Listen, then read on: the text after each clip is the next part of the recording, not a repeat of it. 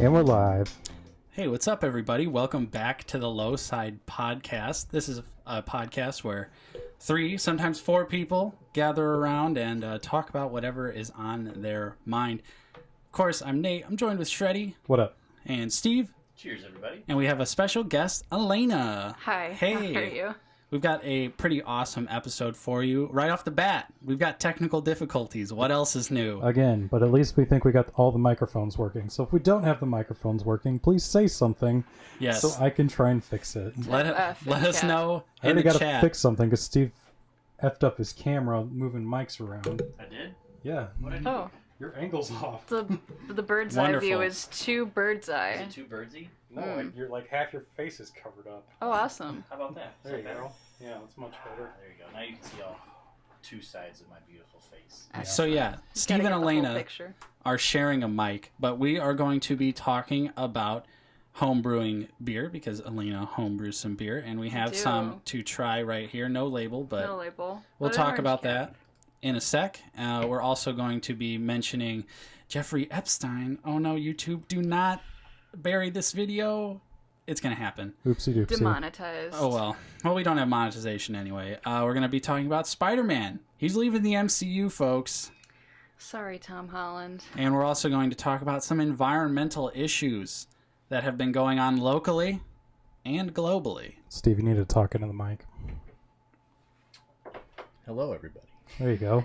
So, let's start off light because last Wait, time. we have a sponsor. Oh, yep, we do have a sponsor. So It's not a paid sponsor, but we have a sponsor. we don't know, what this movie is, what this company is, anything like that. We're in no way affiliated with them at all. But if you go to cashingoutstore.com, No. It's the link is in the description. It's bit.ly /score cashing out. I know that's a little weird, but I've already used cashing out store and I Alright. changed store providers, so I had to switch it up. So yeah, Very if good. you go there, you can pick up some cashing out merch, and you can get 15% off if you use the code LOWSIDE. All one word. Pretty Get dope. yourself Pretty some cashing out swag. Cashing out swag. We got t-shirts. It's Not printed, in every color. it's printed on Champion. Or No, it's not printed on. It's printed on Gildan. yeah, I know. That's the Man. good stuff. He's trying. I'm not going to put some false advertising out there. So what is it, Hanes? No, he said Gildan. Oh, Gildan's Oh. respectable. Yeah, All that's right. good. I like It's good Hanes. quality. I'm wearing a Hanes right now. Yeah, Alex is always sponsored by so Hanes. Yeah, every day I'm Hashtag not spons. All right, so let's jump into it, guys. Let's not waste any time. Of course, like and subscribe if you're enjoying the show. If you've enjoyed our past episodes, hit that bell for notifications too, so you know when we're live streaming. Yeah, and I got to do all the telling everybody about the show right now because we're 10 minutes late because I couldn't do it beforehand. Yeah, and like I said, technical difficulties. Apologies for being late. But Alaina, you brew beer not for a living but as a hobby. Yes. So let's talk about it. All right. So it was basically a whole Father's Day get together. Me and my dad decided that we were going to brew some beer on Father's Day because, it seems like a thing a dad would do with his daughter. So what we've created here is an amber ale. It is called 24 Carats. Very you nice could label. tell. It's the cap is labeled Oh, sorry. 24C. Didn't see that. Mhm. 24C. But yeah, it's an amber ale, which you'll see once we pour it out here. 6.95% is the ABV, 11.9 IBU. It's got 14.7 carbs in one bottle, That's so important, it's high in the carbs. It's got a lot of carrots Do in people there. still care about carbs? People I do, think that's why so. White Claw's popular. Yeah. We just talked about Oh yeah, I that. forgot White Claw has no law. Alex forgot the last episode happened. He was gone. But yeah, we shredded 5 pounds of carrots by hand to put into this brew here. There's some ginger, cinnamon, of course the carrot, and you should get a hint of vanilla bean in there once we open these guys up. Nice. Okay, so when you say you shredded carrots, Yes. explain. Like, how did you guys do it? So basically, what you really need when you homebrew is a big old pot to do your boil in. Okay. And then you need an insulated mash tun, and for that we used like an igloo cooler Okay. that we kind of finagled into, a mash tun. Turns out old igloo coolers are really good at keeping things hot. The mash tun is where everything kind of sits and marries together after it boils. So the grated carrot went into the boil and then sat in the mash tun to kind of Do its thing. steep, if you will. Sure. But yeah, all the ingredients went into eventually the fermenter, which is a giant bottle where you keep everything in there for about a month, and then you've got yourself a beer. So a whole month worth of work. Yeah. And then you can drink 24 karat. Yes. That's correct. A whole month went into that. And how much did you make? Like, how much did it make? That batch yielded 52 bottles. It was 5 gallons, I believe. Made 52 of these 12-ounce bottles. It's not bad. No, not at all. Yeah. And for all the tools that we had to, kind of jerry-rig together, I think that whole project maybe cost us $75 to do. Nice. So Steve? it's a very affordable hobby. Gonna get into it? I might have to jump on this. Yeah. I'll make some stouts because it's almost fall time. Yeah. Into the damn mic. Talk into this mic here. Yes, Steve. So yeah, stout time is coming the fall. And Yes. You guys have a stout in mind, you said? Stout time is coming. We haven't decided on a flavor yet, but we know that we're going to get some bourbon, what are they called? Barrels. Mhm. We're going to get some bourbon barrels to age it in. Not sure on the flavor yet, but it's coming soon. Very nice. Should make a horchata stout. Ooh, that actually might be very good. I've been thinking about horchata a lot lately since one of our coworkers, she had a horchata drink, and I was like, man, I forgot how good horchata is. I just love it. This is good. Okay, so what's the overall opinion with the beer with friends and family? Now it's not us yet because we're gonna try it. We're gonna try it here on the Spoiler show. alert, I've already had it. You already had Yeah, it. Nate's Yeah, already you had already his. So initial review of the beer. Initial thoughts, there's definitely, well, I'm not going to say that my own beer is bad, but there's some room for improvement. The carrot really comes through. It's very earthy. You might get a hint of sweetness. I feel like the cinnamon and ginger come through at the end. It feels very warm at the end. Mm-hmm. But overall, not bad. It's not bad. Should we dive in? Yeah. Should we try it? Let's just jump into Let's it. just dive right in. And I enjoyed the beer. I already had one a couple weeks ago, and I thought it was pretty good. Yeah. And this is your first homebrew, right? Yes. Yeah, so You're gonna for have to a crack me open, first Steve. attempt, Attempt number 1 went very well. past the bottle opener on Community the bottle boo-boo opener. keys. Hit my mic. This is difficult. You're not pouring it on camera, Ooh, I Nate. like that hiss it made. But I gotta That's go good. up. Am I on? Yeah, you're on. Alright, dope. A nice hiss. You got me, Steve. Steve's got my back. Oh He's man, a I beer got pour. Elena's got the sound ASMR effects here. in there. Yeah. Dude, that was good. Yeah, it's a very lovely amber color, Looking which good. I credit the carrots to. It stained my hands orange for a few days. It looks like Sam Adams' Oktoberfest. It's got that Oh, nice, like, yeah. orangey, bronzy, kind of burnt look. Yeah. Yeah. Very true. And we're also drinking out of Robin Hood pint glasses. See Robin Hood in theaters November 21st. Yes. When was that? Two 20 years ago? We got sponsored by Robin Hood. Yeah. Thanks, Robin. 2016? Robin. Yeah, I don't. I don't know. Is there a Blu-ray release or something? Yeah, it's out. I mean, Oh, it's been out. I think this movie came out like 2 years ago or something. Nice, nice. All right, let's dive in. All right. Alaina, thank you for bringing 24 karat. Dude, No you gotta problem. give the Yala TV review after Yeah. this. Yeah.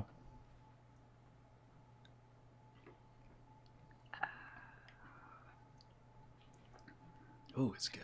If anything, I feel like it needed a little more vanilla. What we did, we took vanilla beans, which turns out very expensive. Really? Vanilla beans. Actual vanilla beans? Actual vanilla Where'd you get 'em beans. at? We just went to like extracts. The field. Yeah, we went Pick them out yourself? to the Girl. Madagascar jungle to get these vanilla beans. Speaking of the jungle, we'll do that later. Yeah. We'll do that later. Yeah, nice segue. But no, we split them in half, put them in the fermenter, and it got lost a little bit. I feel like next time, maybe if we used like a vanilla extract, just jumped right in there, you would get a little bit more. Yeah, it's good. It's on the lighter side, Mm-hmm. I think. It's not very heavy going down. It's smooth, though. That's good. Thank you. And what's your dad's name again? Tim. Tim. Shout out to Tim. Cheers, bud. Yeah, this is a good beer. I like this one. Good job there, bud. Yeah, good job. We're drinking all your bottles tonight. That was Yeah. that was a non-condescending bud. Oh, yeah, just in case he takes offense, Yeah. it's fine. That was a genuine bud. Yeah. What does ginger even taste like? It's very... Is it strong to you? I'm getting like a weird, like not a weird, like a taste that. It's doesn't kind of usually- tangy, and there's like heat to it. Are we doing it? Are we doing this today? No, I was just doing that to be an Apparently ass. Yeah, Nick Quality- made his own show. Quality mouth noises, Yeah. Sit the here. show. I hear everything. I like it. It's not bad. Yeah, I You think said you put cinnamon in there too? Yes, we put a couple cinnamon I like sticks that. in there. That's pretty good. Yeah. yeah. That's definitely showing through. I like And that. and you say it's heavy on the carrots, but I think it's still a nice blend. Like it is definitely carroty. Oh, yeah. Carroty, I can taste it at the end for sure. Mm-hmm. Yeah. but I think it's still good. I Thank could you. drink this, Thank you. and it's 8% alcohol. 7. 6.95 was 7. Feeling good. Oh, great. Feeling Wait. good at 7. Yeah. Yeah. We're going to see where the rest of this show goes now. It's... Well, I mean, starting off. And anyway, gun control. Yeah. Oh, boy. Gun control. we Not don't- again. Yeah. Who else wants to debate us, huh? Oh, wait. There's no debate Yeah. with gun control. In the chat right now, how many of you watched the entire last episode, the return of the Low Side podcast? The chat is blowing up right now. Oh. What do we got? The chat's not blowing up right now. Oh, okay. all right. I thought someone was. Has No, the there's- chat said yeah. anything so far? No, there's nothing in the chat right now. Well, get chatting. Yeah. If we did Start- Facebook Live, we'd probably get some chat right now, but I'm trying to appeal to all of our friends right now, so Yeah. I'm not Very going good. to... YouTube's a better platform. I'll say YouTube it. is a better Yeah. platform, but we get more engagement sometimes On when we Facebook. did Facebook Live shows. Yeah, Got it. that is true, but YouTube's the place to be. So Good job.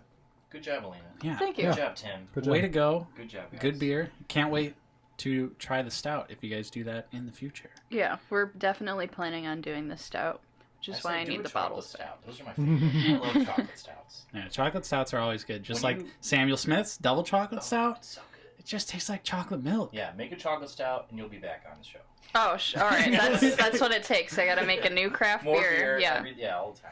No, I'm just kidding. Good job. Yeah. This is good. I'll Yeah. have my own segment eventually. Yeah. Elena's craft beer corner. Yeah, homemade craft beer.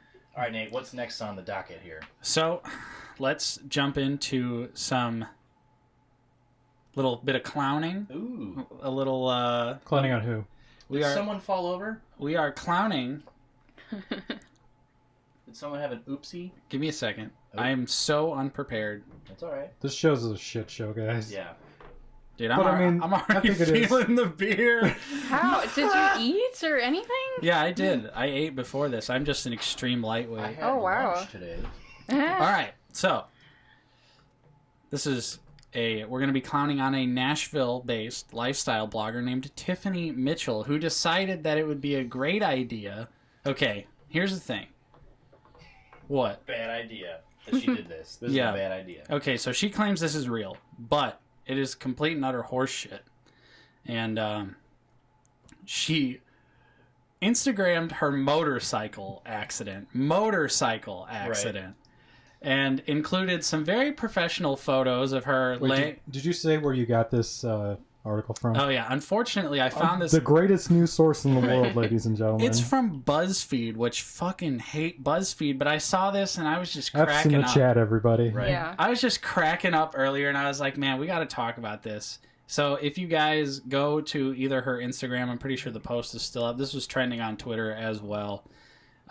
There's a series of photos. It was a photo op of her motorcycle accident.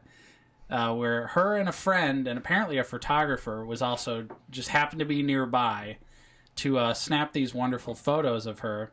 Probably could have pulled up the article. It's a little too late for me to set that up now, but I wish we could show it. Just some of the pictures photos... that I saw, she's like this. She's Yeah. With Oh, a no. beautiful, Yeah, filter it's over it. yeah, her makeup's done perfectly. Yeah. She The- has And the sweet road rash marks. yeah, the best picture is her laying on the ground, seemingly in pain, with a smart water bottle perfectly tilted towards the camera so you can see that logo.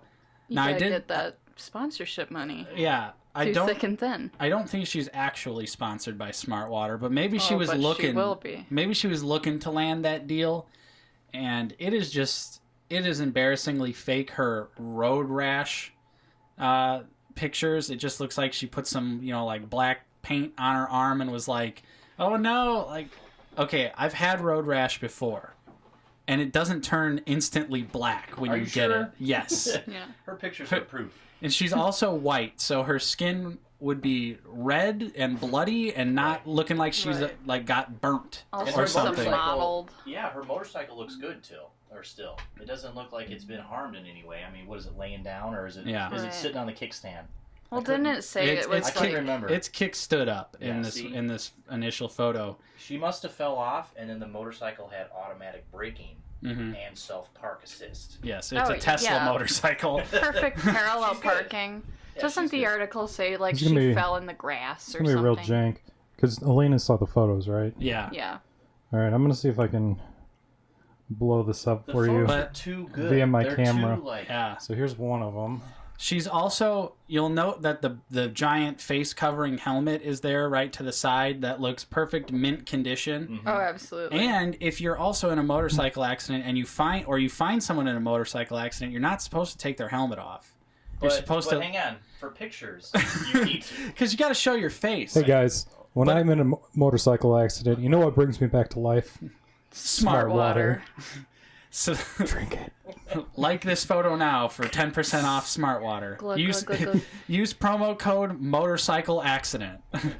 But no, this honestly kind of pissed me off because my older brother, was in a very serious car accident many years ago. Almost lost his life in the motorcycle accident. So to see someone like this, It was just 3 photos, by the way.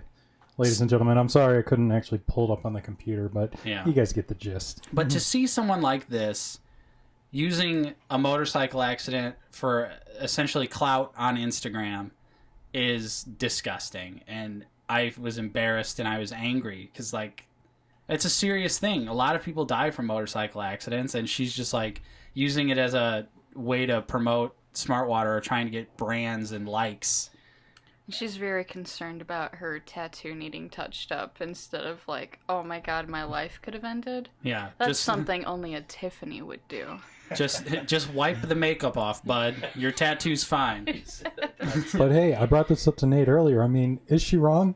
She got the likes. Yeah, she got more likes. Maybe than I we did. should. Yeah. I think that's maybe what we should start doing. I'm gonna just. We need more. We need more edgy I content. mean, that's We gotta start endangering Hey, ourselves. there's a railroad track by us. yeah. You know what we need to do. That's the discussion to be had is where's the line for what Right. you will do for likes on Instagram. Right. I mean, That's- there's tons of garbage on Instagram, and there always has been, but That's definitely extreme. faking a motorcycle accident was unbelievable to me. And Absolutely. So you're stupid. People like her, influencers, I feel in general.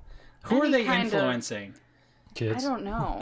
Like young yeah. kids, but they don't have money. They have, like, do they ask their parents? That's all I'm Well, confused yeah, about. they use their allowance to buy merch.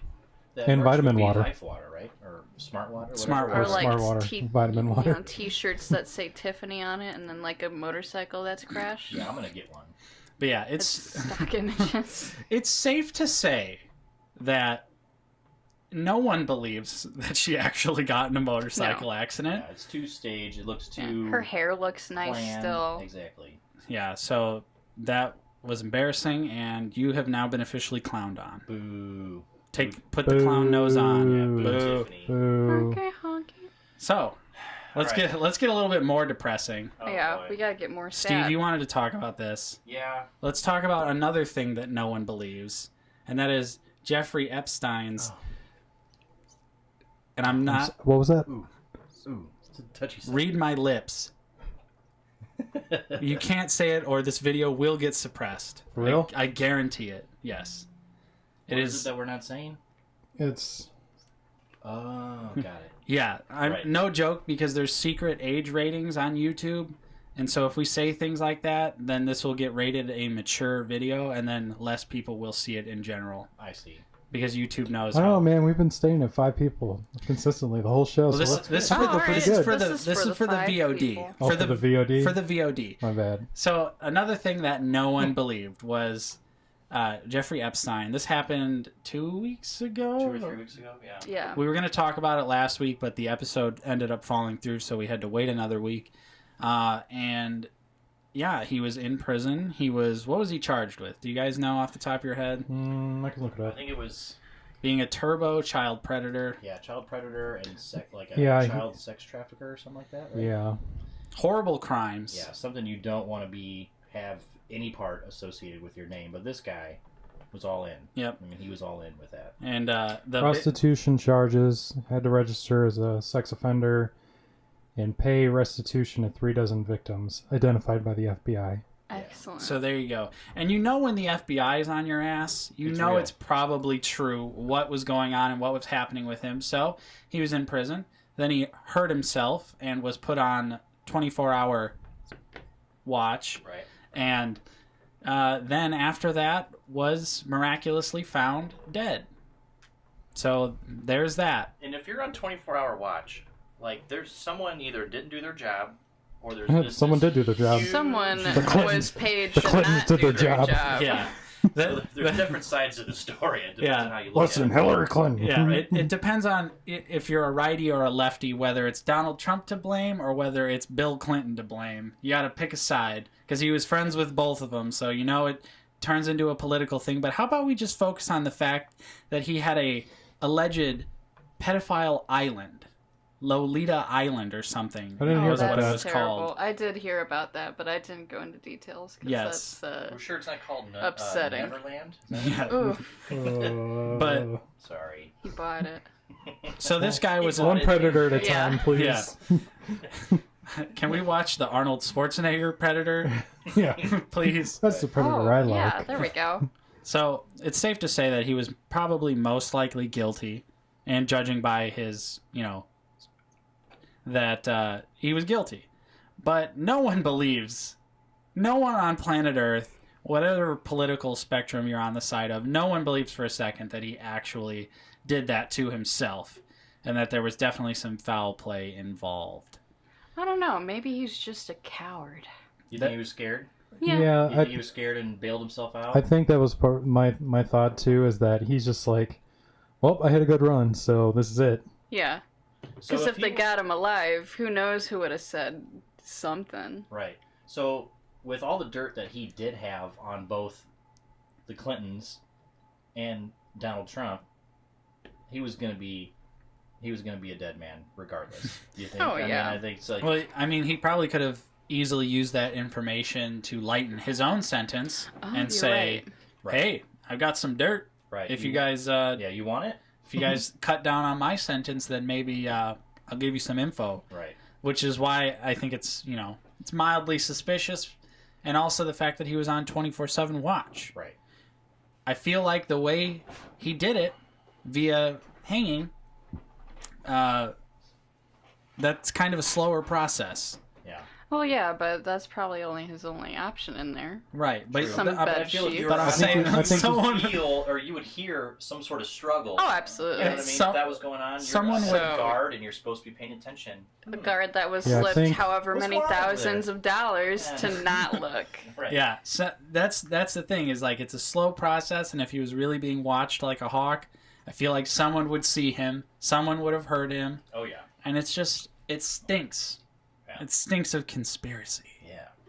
But of course, we'll never know the truth, or maybe we will. Yeah. Well, I'll watch the documentary in 2 years. Yeah. On The- Netflix. Oh, or, yeah. or the Hulu one. They're going to be two different sides of the coin. Right. You got to pick which one you want to Right. watch. I'm going with So Netflix already. they said that he was on watch like every 30 minutes, right? So he had Something 30 like minutes that? to to get up to do Hang his thing? himself. Because according to the internet, from a completely reliable source, I'm sure. Is it BuzzFeed? BuzzFeed? No. But what I'm Variety. at least reading, and I've heard this before too. I think it takes anywhere from 4 to 8 minutes, roughly, to die. Okay, so maybe he did have enough time. Yeah. All right. But still, I it's feel like fishy and no one Suicide believes Watch it. should Right. be like Even- every 15. Even when the Yeah. medical examiner corroborated this and said that his injuries were the same that you would receive when you would be hung, it's I feel like no one even believed that anyway. Right. Everyone was like, "Yeah, sure, bud." Like, what's the Whatever you say, man. what's the medical examiner got? Right.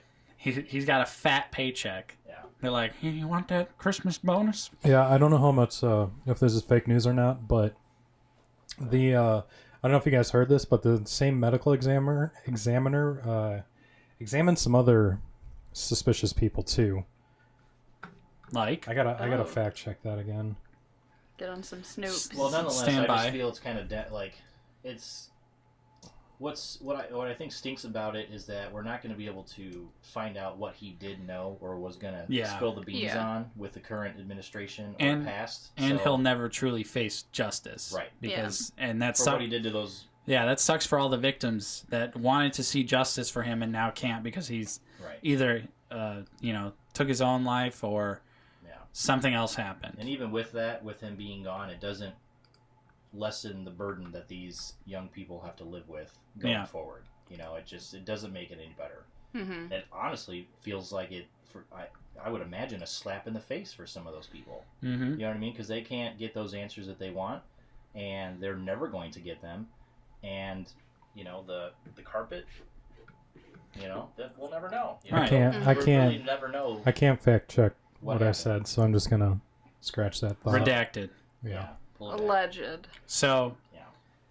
yeah, that sucks. But we wanted to briefly mention that just to talk about it because that was a hot button issue. But as news and everything goes along, in a month, no one will even remember everybody will this. forget. Everybody in this room generally thinks that sex trafficking is bad, so we just wanted to, Okay. Okay. As Generally. as generally. most sane people would agree, Yeah. we just wanted to make sure our names are clear. sex trafficking bad. Yeah. Yes. Nate. Very bad.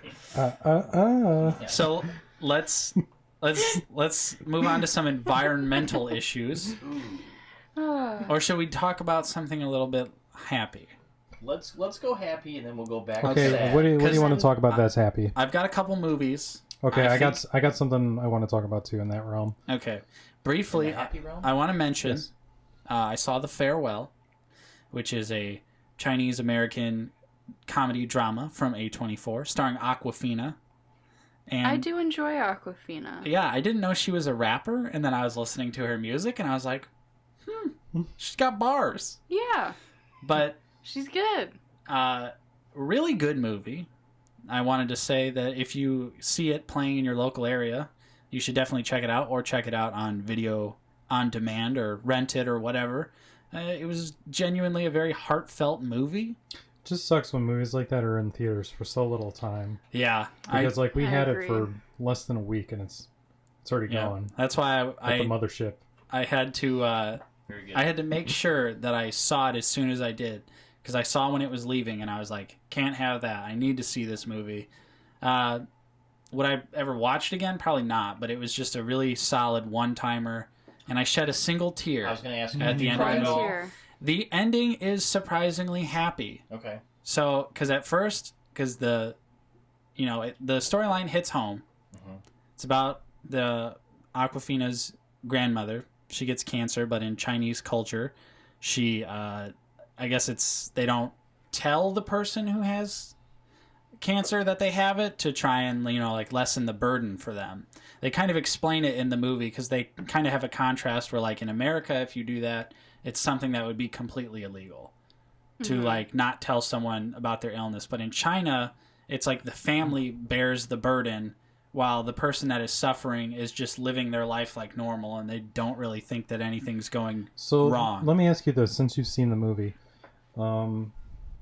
just with the little bit I know about like cancer treatments and things like that, like do they not do the same kind of treatment in China as they would here in America? Because I feel like, I mean, I don't. cancer treatment seems to be pretty universal, Yeah. at least as far as like the steps and things.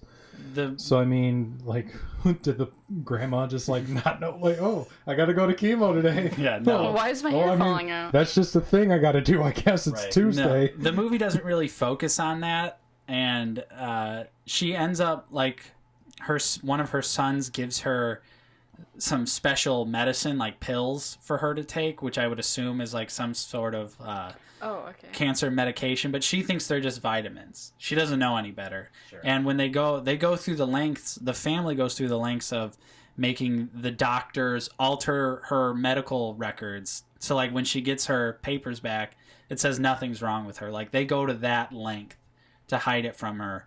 And I think that beyond those like special pills that she was given, she wasn't receiving treatment at all, but that's not really what the movie's about. So it didn't really Gotcha. focus that much on that side of the, having cancer and spending time with your family. It was more so focused on them all coming together as a family and spending what they thought their final moments with this person would be. But I'm pretty sure the movie is a true story, and at the end, this is what made me tear up, was that the, spoiler alert, but the grandma is okay, and she's still alive to this day. Good. Oh. And so it was a surprisingly... See, now I can't watch it because spoilers. Yeah, sorry. But it was Man. Damn it, Nate. it was a surprise. Got me. It was surprisingly a happy ending, which I was happy That's about. a very misleading title. Yeah. Right. So- she's actually coming back next week. The radiation pills work. Yeah. So if you were to take that perspective and put it into like this society, this culture, where we're not going to tell Nate that he's sick. We're just going to tell Nate that he needs to take these pills. It would But be a us three knowing that Nate's not doing well, what kind of that just It would- changed? It's like a curveball. Oh Yeah. yeah, You it know what would I be mean? like a true crime story instead. And that's But at the same time, they're still going to help you. Yeah. You just know that you need to go see the doctor a little bit more than you used to because you're not feeling good. right. And that's kind of what the movie focuses on too, is Aquafina's character, and a lot of the younger characters in the movie are struggling to not tell her. There's so many moments where they're trying to be happy, but they all are just like, They know the news. Yeah. Let me ask you a question. The main character, isn't she like Asian American, or is it like complete? Okay, yeah, that's what I thought. I couldn't remember from the trailer or not. Her and her family, well, she was born in China in the movie and then moves to America when she's 6. And then when the movie takes place, she's 30. So she's lived in America a majority of her life. Right. Okay. So if you were to, okay, so back to that, would you want to know, or would you want to not know and just do your thing?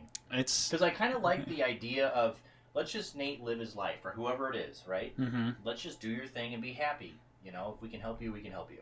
But Well, it's also tough because if you were that person and you don't know, hmm don't you think you'd be asking some questions? Like I feel like society today would be like, what's going on? I want to know. But oh they're certainly. actually looking out for you to make sure that you have an easy mind and just kind of let you do your day-to-day thing. I think Well, I think a factor that's in a that. definitely interesting, like, Well, okay, perspective let's to take. let's Yeah. take it to another level though. Are we just talking about just like a general illness or like a terminal illness? Right, I was thinking like what are like the percentages of surviving versus not surviving, whether or Right. not you decide whether to tell somebody or Would that like be your key? have you live your life, or like, oh, she's gonna die in like a month. All right, let her live whatever, not having to worry about anything.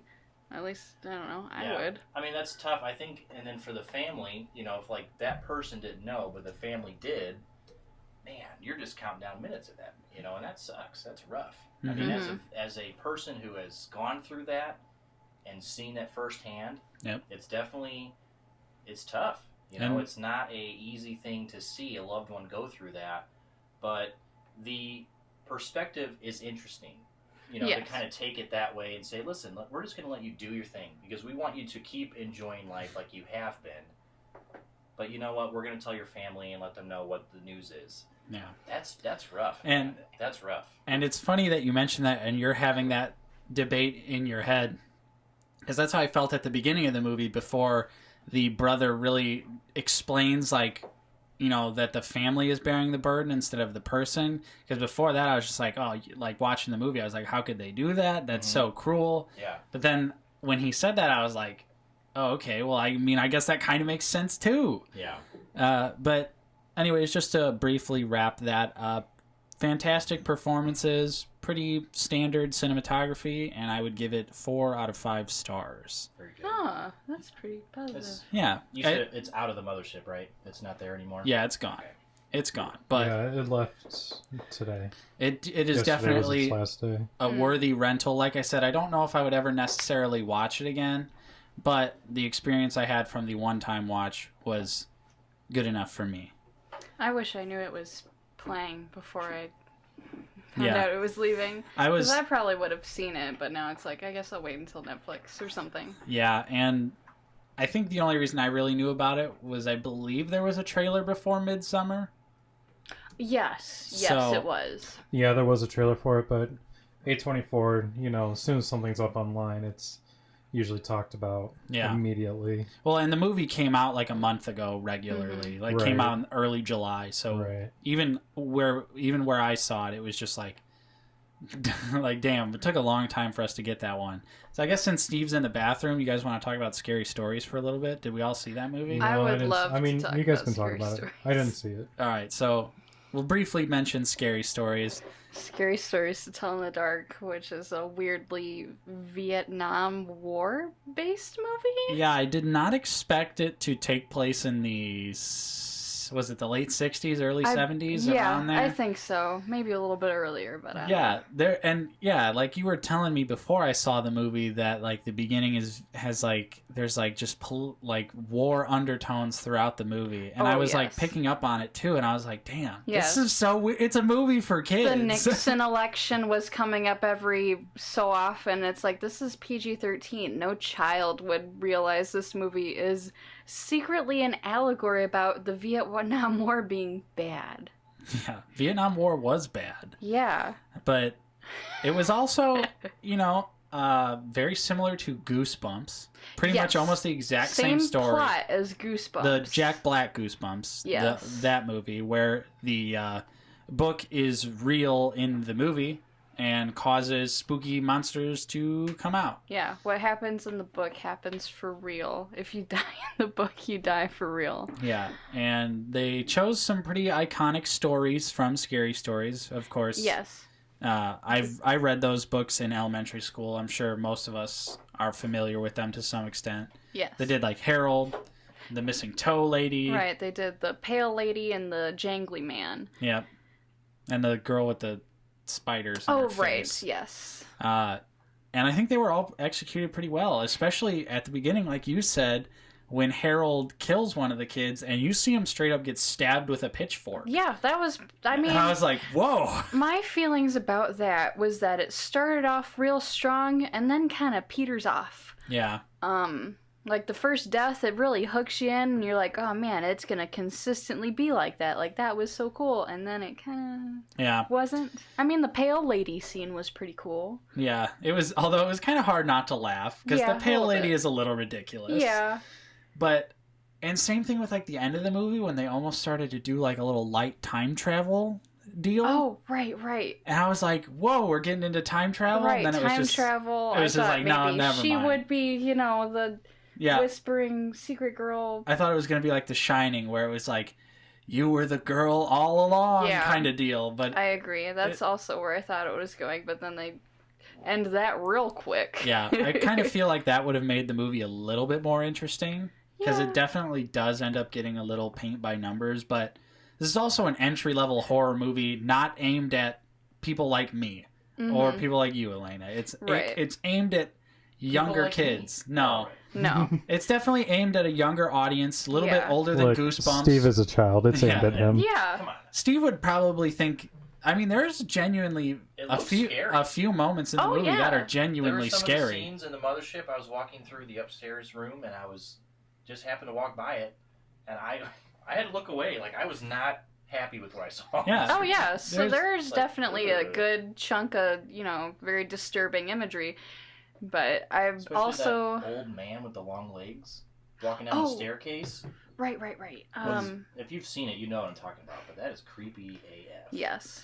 And the movie also used a lot of practical effects, Yeah. which I really appreciated. A lot of practical makeup I effects. think most of Yes. the makeup on those creatures were practical. Yeah. And it Most shows of them. and looks really good. It does look good. I mean, for the most part, I felt it was good. But when it turns into CGI, it's like, huh. Yeah, like the jangly man. The Jangly Man was mostly CGI. I felt like they could have done a little something with that. Maybe Yeah. get some Doug Jones in there. Get him in there. Throw him in a suit. It's Yeah. fine. I mean, the guy that did play, because I can't remember his name off the top of my head, but he definitely plays creatures in other horror movies. He played the Pale Lady, and I think he played the Where's My Toe lady. And super creepy. The Where's My Toe lady was the creepiest part of the movie for me. Like, I genuinely jumped. No joke. I jumped in my seat. I was expecting it and I jumped. Yeah. I like that it made you expect it 3 different times before it did it. Yeah, and it hits a lot of, like, horror staples, like Yeah. gross out, Yeah. jump scares, like body horror. Yeah. So it hits all of these levels really well, especially for like an entry level movie. You get a little Right. bit of taste of everything on the horror movie palette, and I really appreciated that. It really pushed the PG-13 label there. True. So would you give it a rating? Have you guys already done that? Yes. Or no? Let me check. What, out of 10? I'm gonna do out of 5 stars. Out of 5? Right. Okay, that's fair. Because I use this nifty app called Letterboxd, where I keep track of what movies I've Is that watched. like Snapchat but for movie reviews? It's a social media. Shit. It's not Snapchat, but it's a social media No, you want movie, the snap? No, movie review. Steve's thinking about the one where you can do 30-second. I can't remember Yeah. what it's. Stardust. Stardust. He's talking yeah. about Stardust. Yeah. No. They advertised that at the Mothership's like Yeah, annual convention that we did. And they Oh. were like, try out Stardust. but It's actually a popular thing. Like one of the YouTube True. reviewers I watch, when Game of Thrones was on, he was doing like Stardust competitions to win a trip to the season finale of And- Game of Thrones series Interesting. finale.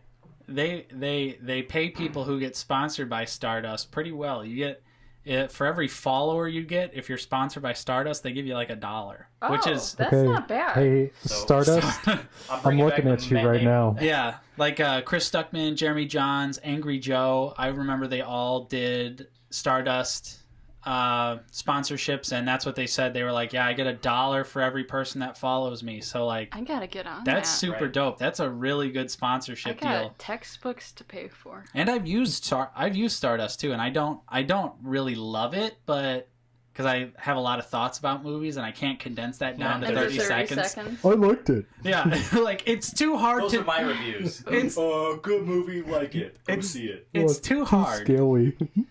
But back to Scary Stories, I gave it 3 out of 5 stars. I thought it was just a That's good- respectable. I for think- a solid- PG-13. Yeah. one-time I would agree. watch. I would agree. 3 out of 5. It wasn't the best thing I've ever seen. I probably could have very well enjoyed a rated R Scary Stories to Tell in the Dark, which would probably fit, the audience seeing that movie. Right. But I'm not disappointed that I saw it. I don't regret seeing it. Yeah. Okay, real quick question before we transition here. Why was it PG-13? What made it PG-13 The- rating? The wasn't books it are a- kids' books. Yeah, I was about to say it's a kid's Yes, book, isn't it? they're It's- children's books. So they had to kind of keep and fit that mold. I don't Yeah. think you That they need had to already- keep it, but But it makes more sense to, to do it Yes. to that put way. it in perspective, those books came out in 1981. And they were Kids really were tougher back then. right. They were But- really pushing the envelope for what they What- could put in a kid's That's a book whole to other begin topic. with. And the illustrations in the book, because the book has every short story has an illustration, and the illustrations elevated the story to make it even creepier. But I mean, they're just timeless kids books. Mhm. Like when I was growing up in elementary school, I read them. I know people younger than me that read them growing up. So it's like every generation discovers those books. So I understand Right. why they wanted to keep it a little bit more kid friendly. So is it a little bit more darker or more adult than Goosebumps? Or Oh, in the same way? certainly. Okay. Yes. Because that's Yeah. what I can like. When I heard about this movie and people were talking about it, I was trying to compare it to something that I could relate to, hmm and it wasn't Goosebumps. Goosebumps was a little bit more child, Yeah. a little bit more dubbed down than this one, than this movie that we're talking This about. Right. this movie is definitely more on the edgier side of things. Certainly, like when I was in middle school, they wouldn't let the younger grades read that book. You had to wait until you were X grade to be able to let Really? into that genre. I Right. guess they thought it was a little too intense. Mhm. But like I feel like they got the monsters right down. They look exactly like they did in the book. They got Which is important because there's a release of the book trilogy that has different illustrations, and there was legitimately petitions to like cancel those releases because the original illustrations are so iconic. right. I mean, I feel like they captured the spirit of it very well. But it's like imagine the plot of Goosebumps, but with like, Guillermo del Toro financing it. He's like, yeah, put that guy in a suit. Right, exactly. Yeah, Fuck him up. Sorry. they got that suit money. Right. So yeah, that was a pretty cool movie. So let's move on Where we at to now? some environmental Wait, issues. I want to talk about things too. Damn. Oh, Damn, You know, I'm yeah. sorry, Shreddy. Yeah. I'm you don't sorry. get to just Can talk we- about a movie and then Look just at- move on. Look at this. Yeah. Can Yeah, we I'm say feeling can we it. say Yes. that Shreddy finished his first? Do you want a Miller Lite? I do want another one, yeah. All right. Talk about what you want. Yeah, this segment of the Low Side Okay, podcast so I haven't is been not watch- brought to you by Miller Lite. Get Alex to I drink know. the segment? Hold on. Can you adjust your microphone a little bit, Steve? Sure. Like, twist it like this. Sure. Just like, no, the other way, opposite way. No, not too much. Like, just a hair. Because, like, Oh, Alaina yeah. sounds perfect, but you don't. Okay. How's that? Testing 1, 2. Alaina, can you talk to? Yes, I certainly That's can. perfect. I can hear Oh, both of you good. great now. Hey, Nice. Perfect. high five. All right. All right, So what do you got, Shreddy? I haven't been Just watching a lot of assaulted movies. the sound. Like, I've been trying to find just things to watch, and everything is just kind of garbage on Netflix and Wait, Amazon agree. and all that. I have a thought on that, but go ahead and finish. Me What's too. your thought? Well, I was just going to say The Great Hack. I watched that Monday afternoon. Oh, Nate's always rolling his eyes I'm already. cracking my I've neck. never okay. heard about that. The Great Hack is basically a 2-hour show about Cambridge Analytica. Like a show or a Oh. doc? It's a doc, yeah. Those are my go-tos as documentaries. I don't watch movies. I couldn't tell you guys anything about movies, but documentaries we could sit here all day. Documentaries are movies. Crack Well, a cold one sure. open. It's Miller time. Good job, If Sorry, I had to you've do got it. The time, finest of pilsners. you've Says it right got on the can. If you like prison beer, Miller Right. beer. I do like prison beer. it's made in a toilet in a Yeah. prison I'm cell. sure Jeffrey, great. he liked Miller Lite. Gives it that nice flavor. The only good thing coming out of Miller is their Is that a? nice 4-person quartet. Is that a? It's Is that redundant. urinal cake? Is that a hint of urinal cake? Hold on. It's Let me very sh- Let me Just drink shake it this around. 24 karat to wash the taste out of my mouth. A superior Yes. beer. I smell it. All right, sorry, Steve. Go ahead. Pinkies up. Shreddy had pinkies up with that one. Ooh. But anyway, it's a 2-hour show about how Cambridge Analytica used different social media platforms to help influence elections, not only here in the U.S. but overseas in Africa, in Europe, in different countries. And the stuff that they were able to use was kind of like frightening, kind of just scary. And there were two certain whistleblowers in that show that just spilled the beans on that whole company, and just what they talked about and what it was. It made for a really good story. It was a 2-hour show, but it felt like a half hour. Like, that's how in depth Oh. it was. That's how in the moment they were, and just the way that they described things was really good. So if you're looking for a documentary that you're kind of into, especially within the last 2 years this happened, 2 or 3 years, the 2016 election is when it happened. Yeah. So it's very recent in the aspects of presidential candidates and elections and all that stuff. So it was good. I definitely enjoyed it. And if you're into that kind of stuff, politics, social media, that's pretty much everybody. You might like that movie. So I enjoyed the documentary about the Fire Festival. ooh, that was a good one. That too. was I didn't good see it. also. You didn't see that? You You were would like talking it. about It was it. entertaining, yeah, for Shreddy sure. would like it. The Would you like a Hulu one cheese- or the Netflix the one? The Netflix? Netflix Yeah. one. Would you like a cheese sandwich, Alex? I'd love a cheese sandwich. Go to the Fire Festival. Yeah. Or They, Fire they got you. Festival. All right. So, what were you saying, Alex, about not having anything being on? Yeah, not having. So I've been wanting to watch Chernobyl. Yes. Kind of failed on that. It came on, I think, while Game of Thrones was still on, or like immediately started. after. Immediately after. Yeah. So I'm like, I need to watch this, and then I kind of made another movie and just completely forgot about it. But I watched it, and I was very tempted to watch it all in one sitting. Because How many episodes? It's only 5. Hour long? Yeah, they're about an hour, maybe a little bit over. I think Okay. some of them are an hour and a half. The first At least they felt episode like it. is about the disaster, essentially. I'm gonna just like explain it in its simplest form. First episode about the disaster. The next 3 are roughly about the cleanup, and then the 5th one is about pretty much it's a courtroom drama. And oh my god, Alaina? Did you watch it? I did watch it. It was very like. Rarely do shows give me anxiety like the way this show did. Everything was like, yeah, that could happen like next week, and that's how I would feel about it. And I didn't realize how recent this was. Like I thought this happened like, like When- the 50s or 60s, not Oh, 1986. Oh like yeah, good the 80s. grief, like the mid 80s. I didn't know that either. I think I was in Yeah. the same boat as you, Alex, like 50s, 60s. Yeah, like I had no idea because I'm sure Nate went and saw this movie. You remember Chernobyl Diaries? I remember it, but I never You saw it. never saw it? Oh, it's so terrible. Even that movie, when I remember watching the trailer and I was just like, yeah, fuck that. I'm not wasting 90 Yeah. minutes. Not So, today. Yeah, I was exposed to Chernobyl a little bit, but like this show is so good. Like Yes. I But don't it's- have a single problem with it. It's a realistic event, right? They don't do like spooky monsters or nothing like that. No monsters. All right, cool. No, It's these essentially it kind of I don't know if I would say there is a main character. I don't know if you're familiar with Jared Harris. He's been in some kind of goofy comedies, but he's also like a crazy, like awesome dramatic actor. He was in Mad Men, but I also remember him from Mr. Deeds, the Adam Sandler movie. But I What did you remember say his name was?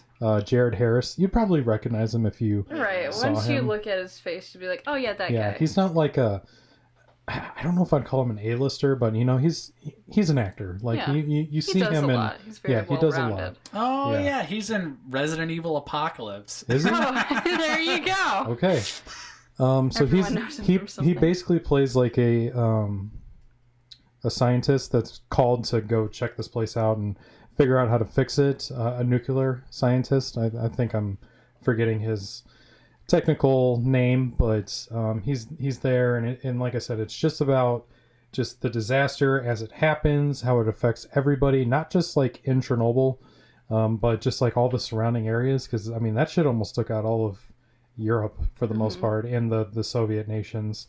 So I'm just like, good grief, man. But just like everything, the acting's on point, the writing's on point, the cinematography's on point, like everything. Like this is a show that I think Steve, if he watched the first episode, he would sit down and watch the entire series. It's easily, I think you it's could one of binge those. watch the whole Like thing. I watched 3 episodes the first night. I was gonna watch the whole series, but I think I worked or something stupid the next day, so I broke it up. But I watched the first 3 episodes in one sitting. Yeah. But like it's one of those real life events that I think you would be very interested in. So All right, I'll check it out. I think you should check it out. Report back. Yeah. Yes, but I'm wanting to watch more miniseries like that. I don't want to start more TV shows because everything is getting canceled now and just like all this other nonsense. Rest in peace, the OA. Yeah. I want the OA to come back. Netflix, So- if you're listening, Well, the OA They're season They do 3. listen. we have a They pay friend right attention now to who's us. listening who I know is gonna write something in the chat here very shortly about that. Oh boy. But Shreddy had I think I would rather just wait for some shows to finish because I'd rather just watch it all in one sitting than kind of like having to wait like once a year or week to week or whatever. Yeah. But like these miniseries that like HBO is putting out, like I don't think Netflix is putting out any miniseries or anything. But Not like that I know HBO, like I watched like Sharp Objects and Big Little Lies, like all those shows. Like HBO's just they get it. Oh, Have I you- love both of those. Yes. Have you ever watched Band of Brothers or The Pacific? No, but I should. Those are super solid HBO miniseries. Yeah. Obviously about World War II. Yeah. Right. But yeah, super awesome war drama. Both miniseries. I watched those in high school, which they're like super graphic and violent. I also watched some of Band of Brothers in like U.S. history. Yeah. And like I almost left the room because I was a tender child that Are- really didn't want to see that There's- sort of violence. There's Where's your scary stories at? I'll watch that. there's honestly some Scary like, stories to watch in the classroom. there's Yeah. some because Band of Brothers is about the European theater, and then the Pacific is obviously about the Pacific theater, and there's scary, accurate depictions of the Holocaust that it's just like it's upsetting. Awful to watch. See, this stuff is like right up my alley. Like Alex is right. If these shows are what they are, and then the documentary that he was, or the show you were just talking about, and Band of Brothers and the Pacific, they're both 10 episodes, 10-hour-long episodes. You're in or out. Like honestly, like I love making movies, but like if I ever got the chance to do a miniseries, I would drop making movies in a minute to do something like that.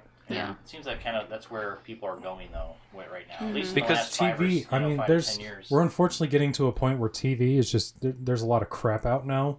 Oh, certainly. But I mean, just like every once in a while, you just find that little gem, and I feel like Chernobyl and Sharp Objects and just like these little shows that are just like a one and done season. Those are the future.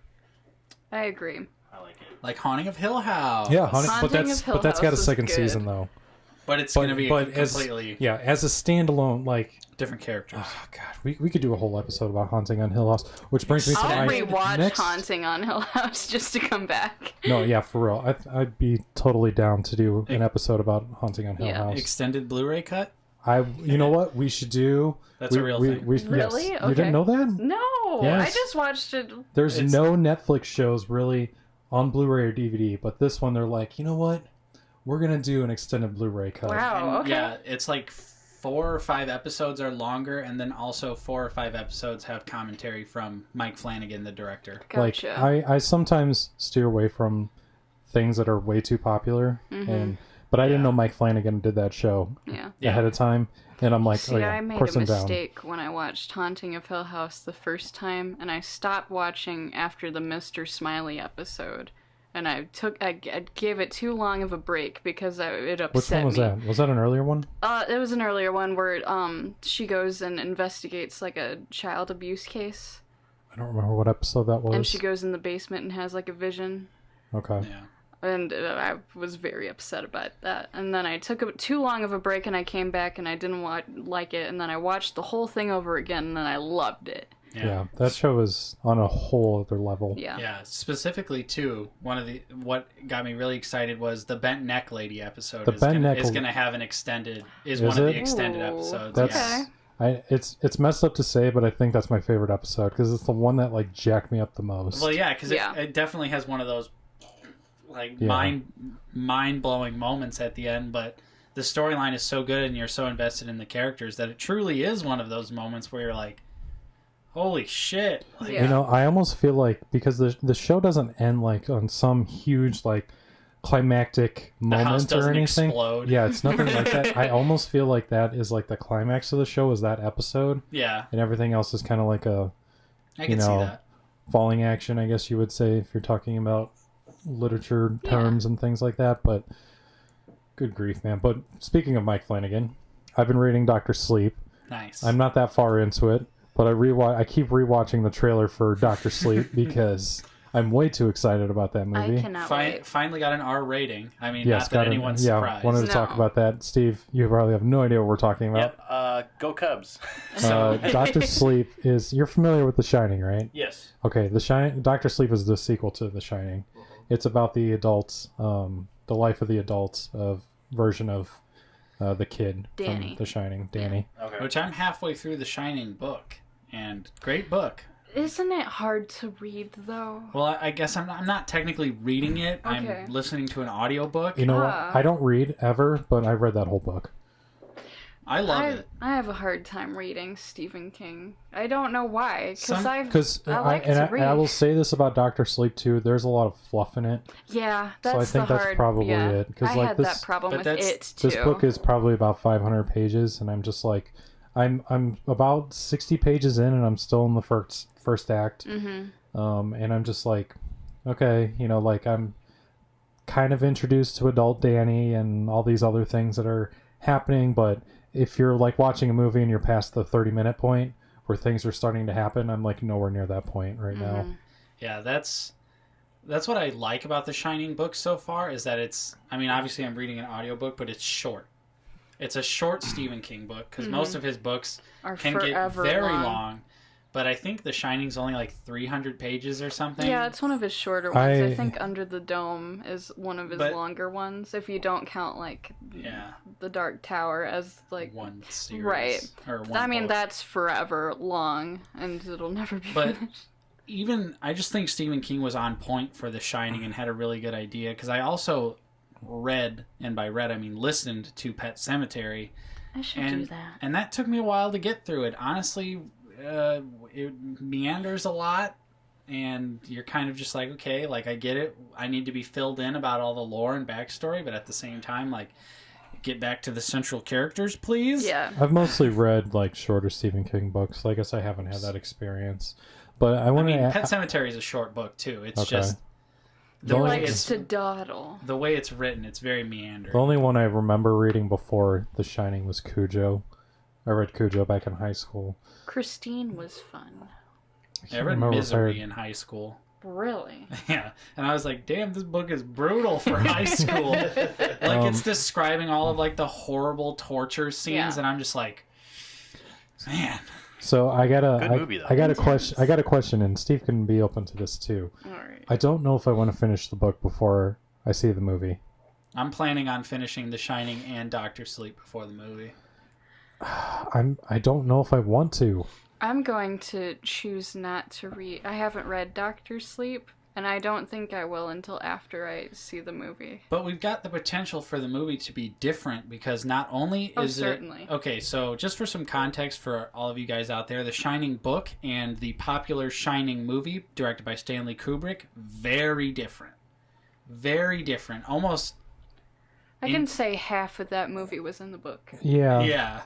I mean, the spirit of the movie is the spirit of the book for sure. Mm-hmm. It's just some things were obviously changed. You're right. But, and so the new Dr. Sleep movie coming out is not only an adaptation of the book Dr. Sleep, it's also a sequel to the movie. So, like, I wish I can spoil things right now, but since you're reading the book, I really don't want to, because I'm just like... Because I read another thing where Mike Flanagan said that it takes place in the same cinematic universe. Huh. And I don't know what that means. Oh boy. And like, there's characters from the book that I've been curious about that are in the Dr. Sleep book that are not shown in the trailer, and I don't know what to do, but they're on the fucking IMDb list. But I also know that there's flashbacks. Trailer. Yeah. Yeah. I hope they. I don't want to see any more trailers. I like don't want to see any more. I like a trailer. But like I said, I'm having this huge debate if I want to finish the book, because I don't care about books that much, to be honest. Like, might get a lot of hate about that. Yeah, I mean, at least you're honest about it. I'm a movie guy. I want to see it. I want to be in the theater, and I want to see it for the first time visually, because I don't read well. It's an experience. And I don't want to miss something. I don't read well either. Yeah. And I probably should listen to audiobooks more. You know, I have it on audiobook. I'm like, got the audiobook, and I'll follow along with my regular book. Yeah, I do a combination of what you do, where you follow along in the book while it's listening, but also, like, if I'm cleaning, driving to work, driving home from work. It's a very expensive hobby to have to buy 2 books every time you want to read a book. You just get a subscription on Audible. Because that's affordable. But also Stephen King books are like garage sale classics. Yeah. Like, I have so many Stephen King books, and I've never paid more than like 50 cents. Well, for like the physical book? Yeah. Okay. Right. Because you just go to garage sales. Everyone's got a plethora of Stephen King. Support your public library. Or the library. Dr. Sleep was given to me as a gift. There you go. So there's been a few times where I've found Dr. Sleep for like $2-3 at like Goodwill, but I spent $20 on iTunes for the audiobook. Holy crap, man. God. A subscription on Amazon is cheaper than that. The thing is, if if I spend 2 months on Audible reading one book, what's the point? Shreddy, I've got a life hack for you. Because you get a credit for a book every month. You don't have to listen to it in that month, but you have it. You can amass credits. Yeah. But I'm saying you're paying for it month to month. But you can cancel, and they let you keep the audiobook. Here's the life hack. Burner emails. That too. You get that 30-day free trial. You get a free book. You guys ever heard of Hours of you entertainment. guys ever heard of 10minuteemail.com? Yes. So I will admit this. I have made so many burner emails for Audible to sign up for the free trial because they let you keep the book and you can sign out of your accounts and they're still on your library on your phone no matter what. It's an amazing gift. It is They're very generous. It seems. Yes, they are. And it's Amazon, so it's not like, you know, they're not like They're not IP losing checking money. you. Yeah. They ain't heard from me. And they're like, oh, this 800 No, emails. it's a tough economy out there, right? Yeah. They got to stay number one. They're not like, oh, 800 emails coming from the same IP address. That's weird. Yeah. They're just like, fuck it. Here's your book. Here's your book. So I We seriously don't give a shit about books. Yeah, I had That's like how I listened to Good Omens the first time. I just made a fake email address and Yep. That's all I do, and then you just cancel it before the 30 days is up. You get to keep that book, make a new burner email anytime you want to read an now you audiobook. have 2 books, now you got 3 books. Forever. Interesting. Nate7@yahoo.com. You should consider That's it. literally what I do. Is I'll just do an You just add a I'll just number. do a different number at the end of my name and Yeah. just keep it going. Yeah. Maybe I'll read more books. Probably not, but Yeah, maybe probably I'll not. read some more. But that's what I do. I do more read. I don't do a ton of pleasure reading, if that makes sense. Like, I don't read a Yeah. lot of fiction. I read more, like, to learn than anything else. Yeah. I It's watch understandable. movies for entertainment. I think it's probably the opposite for Steve, where he watches movies to learn and just doesn't read. Well, no, I was going to say in high school, like all these audiobooks have always appealed to me in a certain way. But like, because in high school I read all kinds of books. Like I loved it. You know, my mom was a reader. She got me hooked on just that hobby in itself, you know, and I was like, man, this is cool. And then just, you know, sports came around and different things that I wanted to do. And it's just like, reading's going to go down to the wayside. I'm just going to, I'll read later. And then 10, 12 years later, I never read. Mm-hmm. So like audiobooks definitely seem like the way to go when it comes to wanting to kind of get back into that hobby, you know? True that. I like audiobooks that do the voices for the characters. Yeah. Dude, Like that's how he is. The guy that's narrating Dr. Sleep, like, he gets crazy with all the voices I and things. I'm love just it. like, what is going on? I love it when they do the voices. It's so nice. It feels like your dad's reading to you. There's a Tim, did you do this? No. I He doesn't read. I listened to a Star Wars audiobook not too long ago, and not only did the guy do the voices, but they added sound effects to the entire audiobook. Blaster noises. See, I feel like that's worth it. delightful. Like- yeah. It's like it was like a totally immersive experience. Pew, pew. I've never listened to an audiobook like that. And I was like it was like official sound effects, and I was like, this is so crazy. It helped me read the book like super quick. We got a life hack from one of our listeners. Oh, Alright. let's hear it. New codes from various podcasts and stuff for free trials all count as a free book.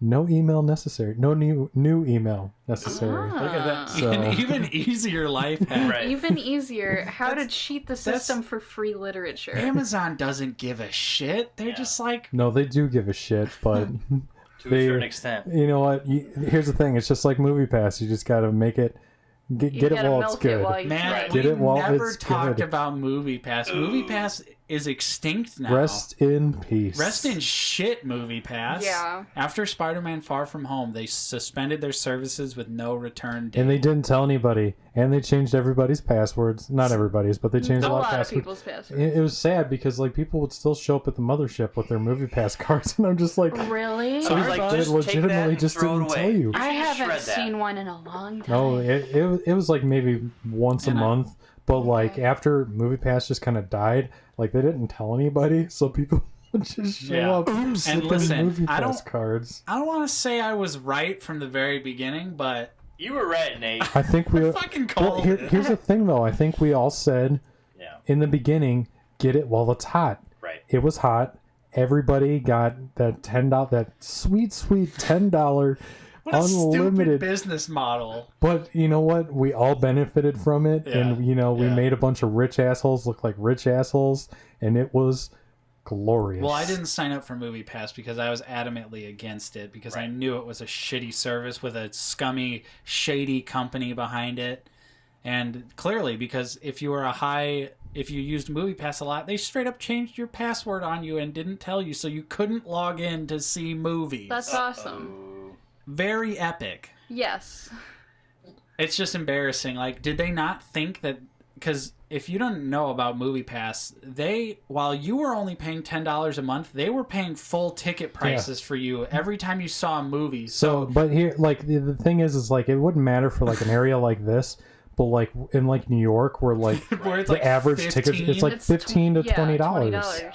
So it's like, well, you know, in BFE, Kansas, you know, tickets are $3. Right. We don't care about that. On people from BFE, Kansas wouldn't go to the show, so they could pay for yeah, those New York tickets over and over. That's their business model, and some insider secrets as far as like the business model for like the AMC A-list program. Like they're just banking on you not showing up to the movies. Yep. But the thing is, like if you give a good enough deal, like people will get off their asses and go use it. Yeah, exactly. That's what we told people. Use MoviePass. I'm like, yeah, this is legitimate. Use it while it's good. I've told plenty of people at the mothership they need to cancel their cards. Like just to save them the trouble and hassle of having to deal with a company that doesn't respond. People don't to them. listen. Like as far as my friends, I'm like, as soon as MoviePass started taking a shit, I'm like, guys, you got to get out, because that's exactly when I got out. No, it's good, man. We got a solid. We got a solid for cheap. Got a solid 6 months. Yeah, we got a solid 6 months. Definitely not worth it. Okay, Nate, real quick before we transition again, when you guys listen to the audiobooks that have the descriptive audio, what do you guys mean? close your eyes? Do you like kind of just like pretend that you're in the book? No, because you know usually I'm driving or doing something. I see. I just want to see it. Close my eyes behind the wheel. Listen, no, this would be the perfect opportunity to get sponsored by Audible, because Nate can get into a car crash and then post the aftermath pictures. Look what happened. I was listening to Audible, and you guys saved my life. I was listening to a crisis. Listen, guys, look at my arm. Audible.com. Because I just feel like whenever I read books, and I think this goes with anybody, but anytime you read books, like, kind of just have that moment where you are visualizing what is going on the pages while you're reading it. But I feel like with an audiobook, obviously someone's reading it off to you, right? It's a soundtrack, essentially. And you listen to it, you just kind of just gaze off and just close your eyes and just immerse yourself. You know, that's the problem with me and just reading in general, is that I tend to, like, my brain, the way it works, it's going like 1,000 miles per hour all the time.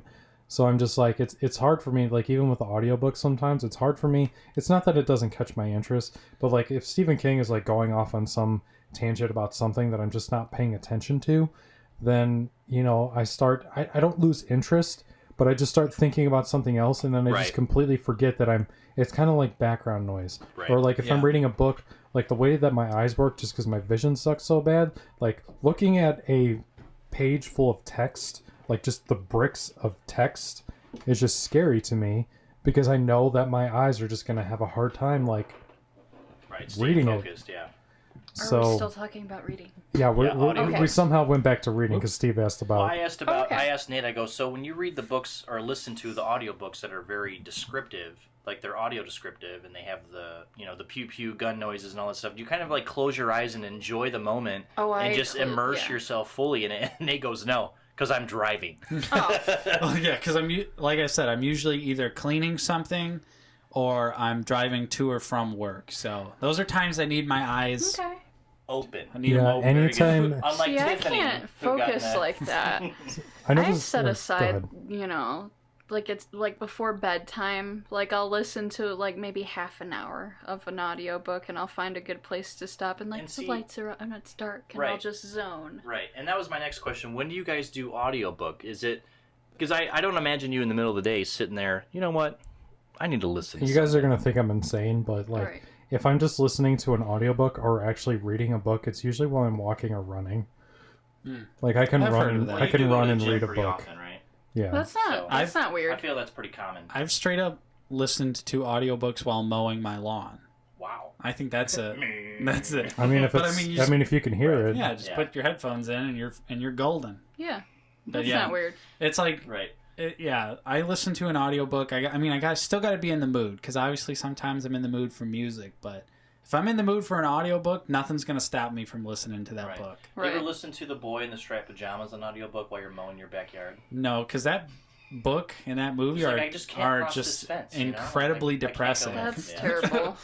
Well, I just got to see what circumstance requires an audiobook. That's all. I'm just trying I'm literally listening to The Shining 80-degree weather mowing my lawn, and it's talking about how snowy and cold it is, and I'm just like, yeah, I wish. Yeah, I dude. wish. And they were 80% trapped today. in the 20-foot snowstorm. And Yeah. Nate's just like, Like, I What? wish I was in that right now because I hate hot weather. All right, Nate, let's transition. What's the next topic that All we right, have? so now we're going to move on to some environmental issues. So I found out about this this is like a hot Through- topic thing now. through It really Philip is. DeFranco, Yeah. great YouTube channel, Yeah. great Yeah, great news source. I haven't been able to watch his last couple of videos, but And I didn't know about this, but apparently the Amazon rainforest has been on fire for several weeks. 3 weeks? Yeah, about 3 weeks now, and it was just on World News Tonight And today. there was no media coverage of Nope. this at all, even though almost literally anytime there's a big fire or anything like that, day one, instant news. Think about the fires in California. Granted, that was in America, but still, I feel listen, like... we don't give a shit about the rest of the world. But I feel like the Amazon rainforest being burnt to the ground is a pretty big deal. Well, I think that's because Brazil just doesn't give a shit. Well, yeah, that's... Well, their prime... What is it? Their what is president. Is a president. He's a okay. president. Okay. What's his name? Bolsonaro? something like that. Yeah. He was like, you know what? Let's just let it Well, burn. he was... We'll turn it into a Whoa, commercial. party That was foul. No, we're good. He was... Yes, We'll I turn mean, it into a commercial Steve's drunk. residence. You know, like we'll just make it into where we can put casinos and hotels. We'll make it nice. You know, let Part it of- burn. We'll fix it. part of his... Forest That's of not. Rain. Fuck That's this. not the idea. Part of... What, Part are you of, gonna put up a rainforest cafe? Yeah. Ooh, you know, like part of his... Listen, having a rainforest doesn't make any money. We need that. We need yeah, that money. part of his campaign, which is hilarious because I'm pretty sure at this point he's acting like he gives a shit, but like part of his campaign was like, yeah, let's tear this Yeah. bitch down so we can build more farms, we could plant more crops, but like the rainforest is important. There's not Yeah. much of it left. right. And the fact that it's on fire too, you know, it's man-made fires, which makes it even worse because obviously the rainforest pretty hard to catch on fire. Oh, yeah. The excuse now is that activists set the rainforest on fire. Yeah. That's what the Sure, Brazilian bud. president has said. He probably paid a couple people to, hey, go light that on fire and we'll call it an accident. Oh, certainly. But it was so bad that all the way in Sao Paulo, Brazil, there was smoke in the air, which is like on the other side of the country Right. It from, looked like clouds. Yeah. It was just smoke. Yeah. which is literally on the other side of the country away from the Amazon rainforest. That's how badly it's burning Hey, right listen, listen. As one of our listeners just said, let's just put it all out with smart water. That's actually a good idea. Let's save the Amazon It'll look like rainforest an with accident. smart water. Yeah, yeah. Or Stage even of better, that. let's save it with Miller Lite. We'll get The finest we'll of get what's her Pilsner, face. the finest of rainforest Tiffany, can you put-outers. help us If save you've got the rainforest? time. Yeah, we'll You've get got Tiffany the to beer. drive her motorcycle over the rainforest, spraying smart water down. She's got a flying motorcycle like Hagrid from Harry Potter. She's just got smart water. She's just dumping You it know what? everywhere. Tiffany is going to be our savior. Tiffany, we were we're clowning hard on you. Yeah. Yeah, we But we underestimated need you. you. All right, Yeah. if she saved the rainforest, she'd be redeemed. Right. Yeah. Oh, absolutely forgiven Just make for sure you take your saving motor- 20% of the Earth's oxygen. Yeah, kiss that 20% goodbye since Yeah. it's burning, and I don't even know if at this point there's any preventative measures even being taken yet. I have no idea. I don't know if they have enough money to do so. Well, That's no. thing, the you know what I mean? the United Nations could intervene. Oh, But are they going to? They I don't should. know. And that's the question at hand. You know, are the people who do have the money and the resources to do something about this, are they going to do it? With My- such a massive fire that's been going on for nearly a month, I think they should. They should, but I don't think they're going to spend the money on it. And it's going to be a terrible, terrible thing because you look at stuff that's happening locally, it's just a slap on the wrist for these big companies around here. They don't care. You know, they're just going to let it, they're going to do what they want to do because they have money. You know what? They have lobbyists. This they isn't have, the first time this has happened in Brazil, too. I can't... Nate, do you remember this? Because I think Philly D was talking about this, too. Like, Brazil had something... I think it was with coal mining, maybe? They had, like, some big... I'm going to look this up. Keep talking while I look this up. All right. Because Go this on, was like a big thing that happened. Well, the big thing that's happened locally and has affected a lot of people who enjoy Lake Michigan recreationally is the oil spills, or not, petroleum spills and cyanide spills that's been going on by the two big... Listen, Steve, a Here we little cyanide never hurt anybody. Well, it might burn a I little love bit. cyanide. You'll be okay. Yeah. Isn't that what this is? Drink cyanide, kids. It'll do your body it does wonders. a body good. Body good, yeah. It's just crazy what people are going to get away with right now, especially big companies. I think And it's they're spending so much hush money. Like the news reported today, oh no, the levels are fine, they're normal. Does anybody really believe that after you see hundreds of fish dead at our local marina? Like I'm not buying any story right now. And on top of that, we're okay. The steel mill's apology was just, oh, we're sorry. No, like, plan of action. No, like, what we're going to do to prevent this in the future. Just, yeah, we're sorry. It was a 1 in a million chance that it happened. Well, how about we make that zero? Cue that South Park clip. We're sorry. We're sorry. No, that's exact. Like, when I read... Sorry. When I read the article, sorry. and it had their apology in it, that's seriously all I could think about was, we're sorry. Right. Sorry. But we're really not, because next week at 3 a.m., and when everyone's sleeping, we're going to dump a bunch of sewage in the water. Hey, Steve, can we roll the tape on that? Yeah, we'll just roll the tape. Yeah. The only foreign policy I believe in. Is Anyway. fucking them all to death. Right. You know, maybe that's what we need to do. We just need the rainforest to death. Oh boy. Gosh. I never said that. The most disappointing part is that the Little Calumet River was actually improving over time. Right. As I had recently discovered from IUN's good old every year they have like a study of the river and they take samples. It's this whole scientific process that I got to take a part of last year when we took samples and all that fun stuff. Okay. The river was actually getting towards, clean. Sure. And now they've just fucked it up. So, exactly. But in that instance, what does that mean? What does being clean mean? Because if you walk over there, and I fish around the area pretty regularly, you look at these waters and they don't look clear. No. There's certain lakes around the area that look good. There's certain ponds that look really good. They're very clear. It looks healthy. You would want to swim in them. You would want to, you could do a lot of recreational stuff in them. But then you go over by the steel mills, you go by Lake Michigan, or any of the rivers, the big main rivers around the area, you don't want to touch them. You don't even want to go fishing, because what are you going to pull out? A mutant fish? Mm-hmm. Some dude, like Aquaman's down there and he's some all messed Simpsons shit. Right. Yeah, it's just messed up. So what makes that, what you guys were talking about, what makes it clean? Well, not dumping cyanide in the water. Well, there's that. That's a given, right? But there's all sorts of different kinds of levels that you have to meet, like the oxygen levels, the salinity levels. And that's a big deal for fish. Oh yeah. Yeah. I mean, I only took samples for oxygen, which was, it's poor, but right. It's been, getting better as the years go by, but I can't even imagine. Right. There's easily like 10 other categories that come into play when it comes to water testing and what makes water an actual livable environment for right. plant and animal life. That's right. mostly what I think at least universities are looking at for being clean. Oh, can wildlife live here? Right. And the thing I saw the other day on Facebook was people were debating, oh, well, this steel mill dropped this pollution in the water, and this steel mill dropped this pollution in the water. That shouldn't be the debate. No. The debate should be what regulations or what safety precautions are we taking to make sure that this stuff doesn't fall into the same lake that we drink from, right?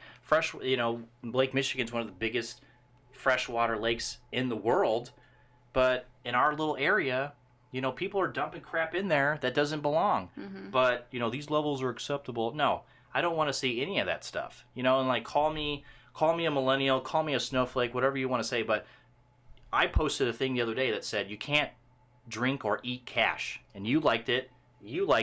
We all know that is a thing that is not going to happen. If we don't have fresh water to water our crops, to feed our, the cows and chickens, everything that we eat on a regular basis, mm-hmm. we're not going to have anything. The big companies are destroying the environment because of the EPA regulations that have been pulled back so they can dump more into freshwater lakes and rivers and all this stuff, it's not good. It's not good for anybody. So if you think you can eat, like plastic and cardboard and money, you're going to be wrong. Like this is not going to work out for you. We have to take precautions that say we want to, yes, keep the steel mills open. They're important. I'm not saying that they're not. I'm not saying we need to shut them down. But we need to be able to take precautions that say, hey, let's keep the environment safe.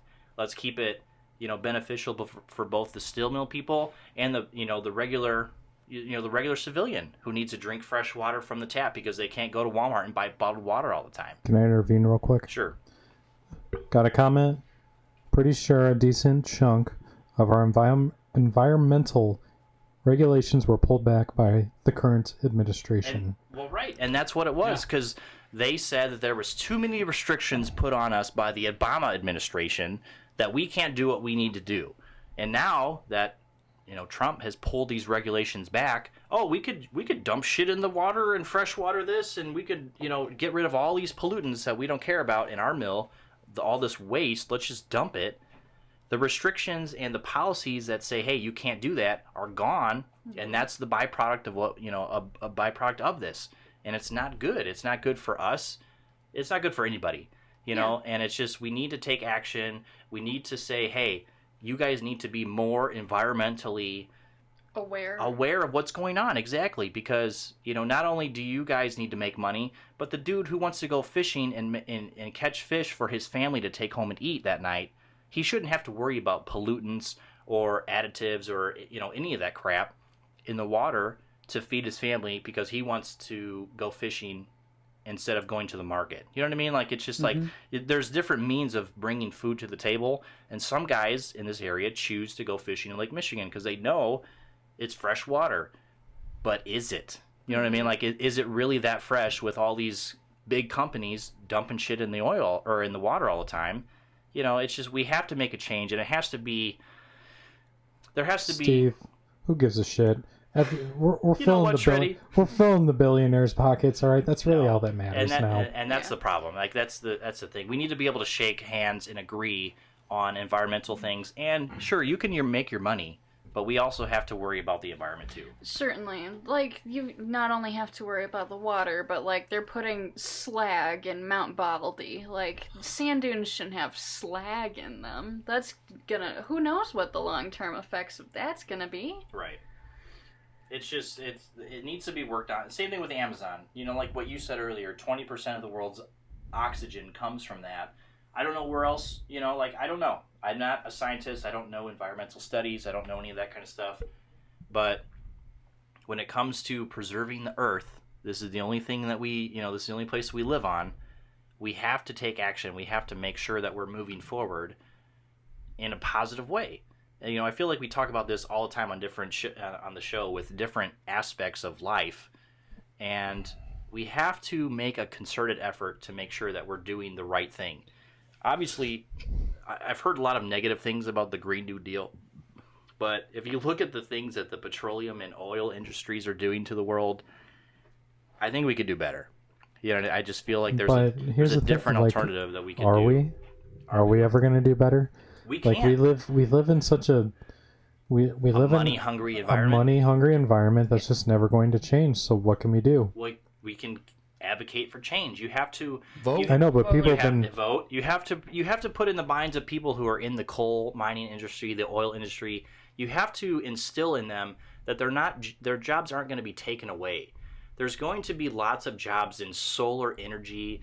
They don't give a shit about jobs. Yes, they do, because you have to be able to work and feed your families. No, we care about jobs. Right. I'm saying the big ticket people. Sure, but why can't those people transfer? And I don't know this answer. I'm just saying, why can't people at the top of oil industries, why can't they transfer to solar energy? Maybe because people have already beat them there, so they're afraid of being, outsourced or, moved to the side because we're progressing as a people. But why, the people who are in the steel mill, you should be able to understand that, listen, solar energy has a job for you. Maybe you leave this pollution-ridden company and move to a position of employment that says, listen, we're going to be able to give you the money that you made in oil but also help the environment move forward and kind of bring back all the negative impact that we've put on this planet. And you get what you want, a paycheck, and a majority of people get what they want in a safer planet, a planet we can live in, because this is the only one that we have. You know what I mean? It's just like, I feel like we're destroying so much of the planet that we don't realize it. I think we do. It's just we don't care. Well, and that's bad. You know, I mean, we have to rely on progress and not perfection. Right, Shreddy? Shmoney. and shmoney. Right, exactly. It's just, I feel like... Wait, shmoney's the problem. Right, shmoney is the problem. Beans. We could be better as a people, but yes, money is definitely it's the root of all evil, as they say, and it sucks to see that because we could be better as a people. We could have like a whole conversation about this, but isn't the idea of money just kind of pathetic?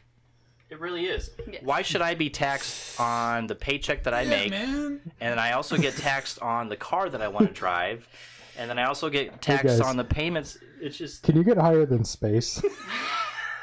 Fucking money's a scam, man. Dude, made up by the man to keep me down. I think you can, man. Free college education. Oh my god. But anyways, speaking of money, let's talk about Spidey boy. What's going on with him? Poor, Hold on, Steve. beautiful... Do you have any closing thoughts about yes. the environment? I just think... Because I think you're the only one who talked. Yeah, I did. I did think a lot about it. It's a very big I thought he ended on a good note, so I was subject. trying to transition. Yeah, it's a very big subject. I don't think it's something that environmentalists should worry about. I think it's actually a bigger... No, I mean, I'm not saying that there's not people who are worrying about it. I just don't think there's a ton of the right people who are worrying about it as well. Right. Well, I just keep paying attention to the weather. As much as, the media likes to spin it and say, oh, climate change is fake. Pay attention, dude. Pay attention. A lot of the stuff that wasn't helping 20 years ago. Can we get some of that global warming back? It's a little cold out here. Right. Some of the stuff that's going on, wasn't happening 20 years ago, 30 years ago.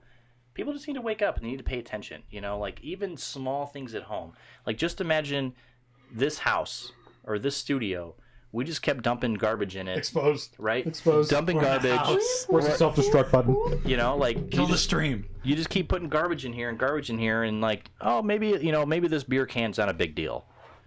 But 30 beer cans in this room might be a bigger deal. Maybe 50, 100. And you might have a problem. You have to pay attention to things as they progressively get worse. So I just feel like that's a... You know what? Keep drinking that Miller Lite, Shreddy. The finest of cyanide. Right. I just feel overall... Made from the pure waters of Lake Michigan. If you've got the time. Right, you got petroleum on your side. We've got the cyanide. Okay, let's move on. Let's transition. All right. Beautiful, So I guess wonderful Tom Holland. our last main topic tonight. Yep. Let's get... So... You guys don't care about the environment. This news... We do, but Has- Tom Holland's a gorgeous boy. He's bigger. That's fine because I need more Zendaya in my life. So I feel I'm personally affected by. Yes, I this, believe this everybody thing. is. Okay, so... I'm sure most of you have heard by now. This is blown up hugely for all the wrong reasons, I believe, as well. Oh, yes. So, as of right now, a deal between Sony and Marvel for the rights of Spider-Man has been put on hold. And why, you might ask, it's been put on hold? Disney. The Amazon's on. Well, So, I don't know if specifically Disney, but Well, now it's Disney because they own Marvel. yeah. But what's his name? Kevin Feige. Feige. He's like, I'm out. But here's the problem. And I've seen a lot of people like this. Take your fucking mouse ears off. Take them out from over your eyes and off of your head. Oh, okay. Because people are so... This story has been so manipulated and turned into Sony is the bad guy when it is truly Disney that is causing all of these problems. Because beforehand, when the first joint agreement started with Civil War, and then Spider-Man Homecoming, Spider-Man Far From Home, everything that Spider-Man's been in, Tom Holland, it was Sony got 95% of the profits. They also completely financed the movie. Marvel gets 5% and the merchandising rights. Well, now that contract has kind of come to an end and they're trying to renegotiate. But now Disney specifically wants 50% splits on financing and profits, which doesn't sound so bad on paper, but when you think about how Sony was making these movies, and for instance, Spider-Man Far From Home made $1 billion, Marvel only got 5% of that. But now they're saying, well, hey, if we pay for half of this movie, then we should get half of the profits, which is going to be less money for Sony. And like, why on planet Earth would they agree to that? Right. Why would they want that? And Sony has tried to do other offers like, hey, maybe we do this, hey, maybe we do this, or even at first they were like, let's just keep the original deal going, it's working out for both of us just fine. But Right. Disney and Marvel are so fucking greedy at this point that they're like, no, it's technically our character, but hey, guess what, Marvel, you sold the film rights for that a long time ago, and you should have. If I know Marvel was in a bad place all those years ago when they sold all of the movie rights, but hey, that's your fault, and you got to live with those consequences for saving your own company. Right. And it's just so embarrassing that people think that Sony is the issue. And if I was in Sony's shoes, I would absolutely refuse. Yeah. Because they're getting overall less money. And think about it this way. Spider-Man Far From Home made $1 billion. So if that was under this deal that Disney wants, Sony would have got $500 million, and Disney would have got $500 million. And who turns their nose up at $500 million? But here's the thing, is that Amazing Spider-Man 2 by itself made $750 million. And that's like Okay. the worst rated Spider-Man movie. I think it's probably the lowest Ever? grossing Spider-Man movie. Which one? Amazing Spider-Man 2. Okay. And The they one with Jamie Foxx. and they still made a ton of money off of it. So it's like, even when Sony makes a bad Spider-Man movie, it still makes an ass ton of money. So why would they want to give Marvel 50% of that? That makes no sense from a business standpoint at all. And so now Spider-Man is out of the MCU, at least for Kevin Feige kind of stepped out, which I do have a Yeah. statement from Sony about if anybody's interested in Yeah, that. Go please, for it. please read it. From comicbook.com. my favorite website. Everyone's favorite website. Much of today's news about Spider-Man has mischaracterized recent discussions about Kevin Feige's involvement in the franchise, Sony shared in a statement to comicbook.com. We are disappointed but respect Disney's decisions not to have him continue as a lead producer of our next live-action Spider-Man film. We hope this might change in the future, but understand that the many new responsibilities that Disney has given him, including all of their newly added Marvel properties, do not allow time for him to work on the IP they do not own. So that doesn't mean that Spider-Man is done. That says that Kevin Feige doesn't want to do Spider-Man anymore because he doesn't own it. Yes. And as far as I'm concerned, there's like 4.5 pretty good Spider-Man movies from Sony. The Sam Raimi trilogy, which say what you want Delightful. Say what you want about Spider-Man 3. Tim's favorite. Unironically like Spider-Man 3 a lot. Is Tim the meme on the show for this week? I think so. Amazing Spider-Man 1, it's fine. It's not great, but it's not bad either. Amazing Spider-Man 2, dog shit movie. I think we could all agree on that. Oh, absolutely. And then Yes. Spider-Man Into the Spider-Verse, fantastic movie. The 4th best Spider-Man movie behind the Sam Raimi trilogy. So people acting like Sony has completely mishandled this character the entire completely time incorrect. is just I so think- stupid. Right. Like, you're just trying to be, like, purposely vague, and you want to create this narrative that, oh, Sony bad. Sony always mistreated Spider-Man. Which I think is Disney's fault because Disney pulled out of this deal first and then shit talked Sony, and Sony had to backpedal and go, hey, wait, whoa, let me give the other half of this story. Here's the percentages they were trying to offer. Yeah, and it's completely ridiculous that people honestly think that Disney is innocent in this and that Sony is the bad guy. That is 100%. I don't like calling people shills or using that term, but stop being a Disney shill for 10 seconds in your life. Stop making movies like Lion King and all these other live action remakes. Stop making those so successful when you complain about no originality in Hollywood, but you just go and see remakes anyway. Mm-hmm. Whoa. Speaking of remakes... Hold the phone. Oh. Hold the phone. What? I just got a comment that said the Raimi trilogy was a shit show. Okay. Well, they're wrong. What's their username? Wrong. Right. We're gonna ban them We're from gonna the channel. call them out. No, okay. I don't. No. The only people that think that the Raimi trilogy is bad are probably People who 16 don't and like under. fun. Right. I was gonna say, if you're younger than. Talk in the damn mic, Steve. You I'm don't have to sorry. bring it to you. Just talk into it. Go ahead. Just keep. Okay, no, so talk, People- no. people that Stop. don't like- I want to hear. okay. I want to hear what he has to say. All right. I was What just do you gonna have to say, say, the Steve? older versions for me of Spider-Man were way better than some of the new stuff. And I'm going to say way better, but I enjoyed them more because for me, they were more original. You know, the Sony with, what was his name? Sam Raimi. No. What was the actor who played Spider-Man? Oh. Tobey Maguire. Tobey Maguire. You know, as cheesy as they were, I did love, I did But enjoy them. And they had a sense of originality to them because before then I never really watched any Spider-Man comics or movies or anything like that. So Tobey Maguire for me was Spider-Man. And then you move to Andrew Garfield. Amazing Spider-Man. Right. Andrew Garfield. I thought you did pretty good. The second one with the lizard or whatever, the frog. lizard was The the first lizard one. was the first one, which was alright, and then they got Jamie Foxx, whose teeth got fixed. Right. Those was bad. And the Green Goblin as a giant fucking troll doll. Yes. Right. And then the new ones with Tom Holland, I didn't watch any of those because I don't. It's not that I don't like him. I just feel like he doesn't do anything for me. He's he doesn't good. do anything for me. So He's- Tobey Maguire was my original. I got a Spider-Man. comment. Dancing emo Peter Parker doesn't kill a trilogy. It might kill a movie, but it doesn't kill a trilogy. Yeah.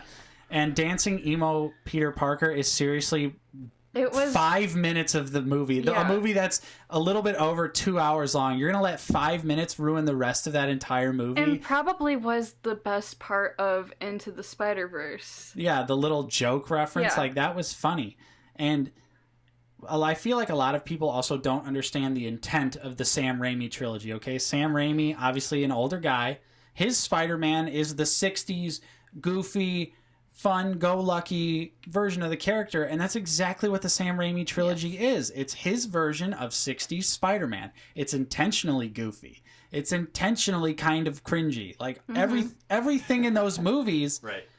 is 100% intentional, and if you're familiar with Sam Raimi and you're familiar with his style, it's very apparent that everything that happens in those movies is intentional. Yeah. It's exactly what he wanted to make. And I feel that's why I enjoyed it so much because it was that kind of goofy, funny. Yeah. That's what I liked about it. I think that's what killed a lot of the MCU or the later Spider-Man movies is I just don't feel like they're in the same spirit. Like I feel like Sam Raimi like nailed the spirit of Spider-Man and the Spider-Man that I grew up with, whereas like these newer versions, like I liked Far From Home.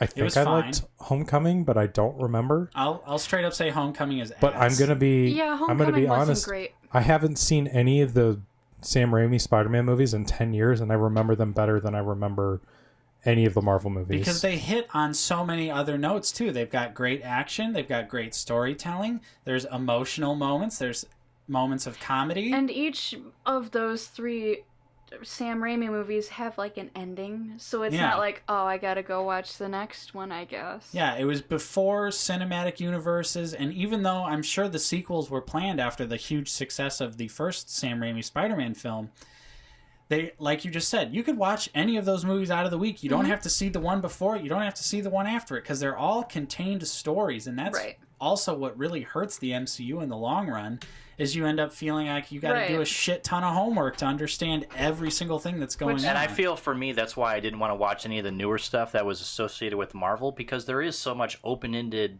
stories that I don't know all of the stories with MCU, especially leading up to Endgame. Like that's a whole different movie that we talked about before. But good grief, there's just so much homework, like you mentioned, to do. It's exhausting. I don't have time to. Yeah, exactly. I don't want to watch movies for 5 days out of the week. Yeah, and they do catch these up like on all the MCU story insane like marathons and stuff like that. Right. I don't understand. Yeah. Like, honestly, none of the Marvel movies are good enough to watch more than maybe twice. I'd in my argue with opinion. that on a select handful of titles, but Very, majority, like, maybe I'm 5. on your side. Maybe Yeah. 5. Yeah, I agree. Majority, I'm on your side. Honestly, Doctor like, Strange. for me, I'm sorry, Elena. I know you love that. I love you. No. You love Benedict Cumberbatch. No, well, okay, well, there's that. But Doctor Strange was one of the very few comic books that I have read a lot of, and I was also disappointed by Doctor Strange. It wasn't crazy enough. They turned a crazy cool sorcerer character into a lame. He can portal places, and he did fuck all else. Yeah, whole lot of this. But it's like, man, Doctor Strange was always fighting Dracula and like all the goofy, like the devil. He was always fighting like these mystical creatures, and it's like, oh, there's Mads Mikkelsen. We got him right off the Hannibal set, so he could have a job. It's sad that Thor Ragnarok is the best Doctor Strange movie. Yep. And he's in that movie for 5 minutes. 5 seconds. Not even 5 minutes. He's in there and he's gone. So I want to ask you guys then, if you would have to rank them, how would you rank them? Like, you don't have to necessarily rank them from, like, give me your top 5. Like, MCU movies top 5 in general? MCU movies, yeah. Okay. Avengers Infinity War, Thor Ragnarok, Captain America the Winter Soldier, Iron Man 1, and... For me, personally, Guardians of the Galaxy 2. But I had a very personal, emotional connection with that movie, and I understand why people don't like it. But for anyone who's ever lost their dad High five or has ever gone through never knowing their father, I feel like that movie hits on a whole different level. My list would probably be the same, except I would swap out Volume 2 for Volume 1 of Guardians of the Galaxy, just because...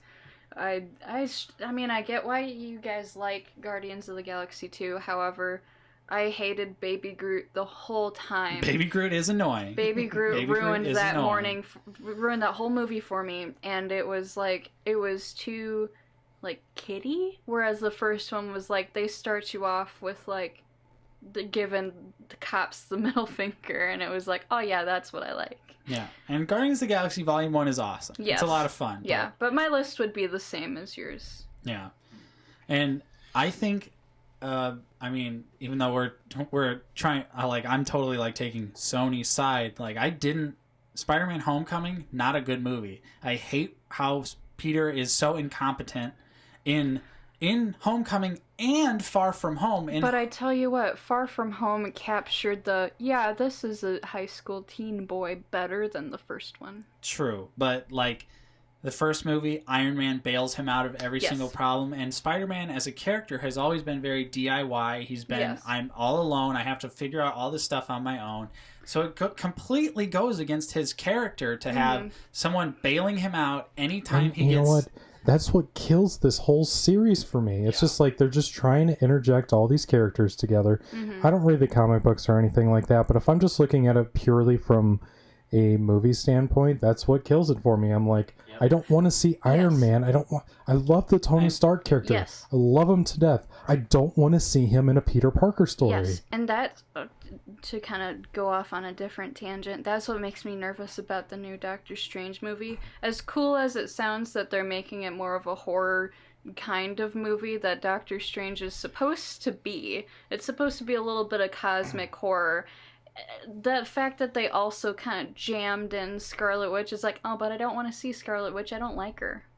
Yeah. She's not a very good character to me, but she's also got a show. Like, keep her on her own show. And to what you were saying, Shreddy, like, comic books handle cameos from other characters much better. It's never a big deal when Iron Man shows up or Captain America shows up in someone else's story. But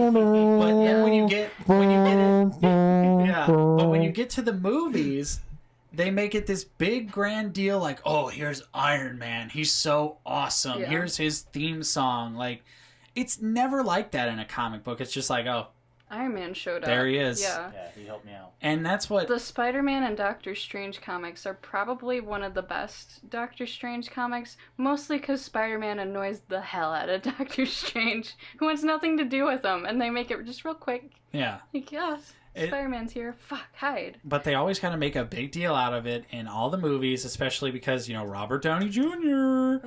and stuff like that. And it's not... He got his money. It's fine. Yeah, I mean, I'm glad that it revitalized his acting career and, all of the problems he had beforehand. I'm glad he was able to work on all of that stuff. But, shit, it's just Iron Man. It shouldn't be this huge deal. And then in Spider-Man Far From Home, Mysterio's bailing him out. And Mysterio's coming to help him all the time. And granted, they kind of explained it at the end of the movie, but at the same time, I'm just like, God, can't Spider-Man, he punched Thanos in the face before this. He went to outer space. Why is this not, easy peasy to him? Yeah, his power levels in Avengers... over 9,000. Yeah. Get it, gamers? In Infinity War and Endgame, he's, he's, this strong. And then in his own movies, especially Far From Home, which takes place after Endgame, he's, all the way back down here. Yeah. His powers are inconsistent between the movies, and that's what's so frustrating. Yeah. It's because you think a guy that could punch Thanos in the face and actually stand a little bit of a chance against him would not be afraid of some guy that just casts afraid of illusions. Michael Keaton in a weird robot bird suit. Yeah. Who's almost exactly the same as the Falcon, who you took down a couple movies ago. Yeah, and he can't even fight the Falcon. Falcon his suit malfunctions and that's the end of the movie. Wow. What a good ending. I love that. Didn't want to see Spider-Man fight anyone. Hashtag Bucky should have gotten the shield. Yeah. 2020. No, I don't want to see Spider-Man fight his classic villains. I just want to see him in high school reading a book. Yeah, Peter, read a book. These I just feel like the movies or focus... listen to an audiobook via audible.com. Audible.com. So Amazon, sponsor this. I just don't think that Sony is the bad guy. I think Marvel and Disney are greedy as hell. Yes. They want more money, even though they already have all the money in the world. They're the biggest movie company. They own Fox. They bought Fox Studios. And dropped everything. Bye-bye movies. They don't need any more money from Spider-Man. Why? Disney and Marvel, which, I mean, cash rules everything, like we were saying earlier, they don't give a shit about you as a fan, and it's completely apparent because if they really cared about the fans, they'd keep their same deal going with Disney or with Sony and just let it go. Just say, hey, we could be making a lot more money if we had the rights back to Spider-Man, but we don't. And to make our fans happy, we could just keep it going. But they're so greedy that they're now putting their foot down and saying, no, you give us more money or else we're not going to put him in the MCU, which only hurts the fans. It doesn't hurt Sony. Sony gets to keep making Spider-Man movies. They don't need Marvel. They don't need Disney. They own the rights to that character, at least for the film. So it only hurts the fans. And then the fan division going, oh, fuck Sony, boycott Sony is trending on Twitter. And I'm like, really, guys? Look at the mouse. Speaking of boycotting, if I can make a slight divergent path about Disney, have you guys heard about the Mulan boycott? Yes. Briefly. And I honestly I think that the actress coming out in support of the Hong Kong police, big oof. Big oof. Also, do you think maybe she had to? Because there's some sort of controversy I read briefly about that the movie is already mainland China is hell no, we don't want to see this. And so it almost seems that she said that to try and get, because if you guys didn't know, Hong Kong is its own thing. It's independent from China. It's independent from mainland China. It has different laws, totally different things, but they're trying to get Hong Kong to go and be more in line with mainland China, and the people of Hong Kong are protesting. They're like, fuck that, we don't want to do that. Which is totally in their right. It's been this way for a long time. Mm-hmm. And the police are responding to their protests with violence. They're shooting them with tear gas. They're beating them with batons in the streets. And this has been going on for over a month now. Yeah, I want to say it's been at least 2 months now. At least 2? Okay. Yeah. And the main actress from Mulan came out in support of the Hong Kong police, saying that they're in the right And I don't think they're in the right at all. Oh, absolutely not. Especially when they started shooting tear gas and beating people with batons. That's where you lose me. Mm-hmm. Like, you don't respond to people that are just hanging out. And even if they do get a little violent, it's your job as the police to maintain order. Right. You don't always have to resort to, let's shoot tear gas at them. Right. And, like, not just, like, a couple, you know, tear gas grenade or whatever they're called. Yeah. It's constant Yeah. barrages, which is inhumane. And you see videos of police officers shooting tear gas in enclosed areas. Yes. Chasing people that are running away from them. Chasing after them to beat them. Yes. Like, that's where you stop. That's where you stop. When someone's running away from you, give it up. Mm-hmm. Especially if you are a police officer. But like we were saying, there's something going on with Mulan where, like, the mainland Chinese are not satisfied with how the movie is going. So it almost seems like it's a marketing ploy from her to try and win those sweet, sweet Chinese dollars that Hollywood loves so much these days. Such a shame. Back to our classic international box office conversations where big Hollywood movies are only made now to appease Chinese people because they are the largest film Angry market. Birds the movie too. Yes. So that's my piece about this. I just really am annoyed that people think that Disney is innocent in this because they are actually the villains. Right. And you should wake up to that and stop going, oh yeah, I'll see Lion King. Yeah, even though I saw that movie 20 years ago, I'll see the same thing again. It's your fault. I did see Lion King, though, but for free. Yeah. I did not pay any money to see that movie. Thank you, Mothership. Thank you, Mothership, for supplying me with a free viewing of Lion King, which I did not enjoy. Yeah, and it's the biggest live-action Disney movie. What a crock of shit. What's live-action in that movie? The backgrounds? Maybe not even that. I wouldn't even think that. They probably just like, oh, we own this documentary. Let's put it in the back. Yeah, it wasn't real lions attacking hyenas. Tell me it's live action when you get real lions to fall off a cliff. Did you see the... And then I won't watch that movie because animal cruelty is fucked up.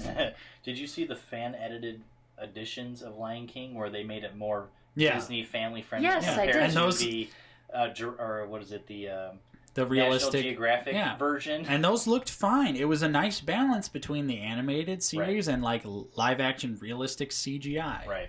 I would have been down with that. I probably would have seen it if it was like that, but I didn't see Lion King because of how bad I thought Aladdin was. I keep forgetting Aladdin existed. There were certain points of Aladdin that I really liked. The unpopular opinion. You know, with the genie, you know, with Will Smith being his own genie. But beyond that, nothing. Like, Jafar was non-existent in my opinion because he wasn't menacing enough. And then Iago, the bird. Yeah. No, there was not enough Gilbert Gottfried for you. Get rid of that bird character because he didn't do anything that Gilbert Gottfried did, which was make him his own person or his own character in the movie. And I thought that was way more enjoyable than the stuff that they did. Early May, early April, whenever they came out with Aladdin. It was just. Can I say something? Yes. Yeah. I disagree. You disagree? Did you also enjoy Aladdin? I enjoyed Aladdin. Me too. What did you enjoy about it? I enjoyed. It's just like one of those movies where I was able to just shut my brain off. I watched the original right before I went and watched the remake. I thought Will Smith was fun. He did a great job. I thought all the actors did a great job. Sometimes it felt a little long, but as a movie that I could just purely go enjoy just as its own thing. And it was surprisingly colorful for a Guy Ritchie movie.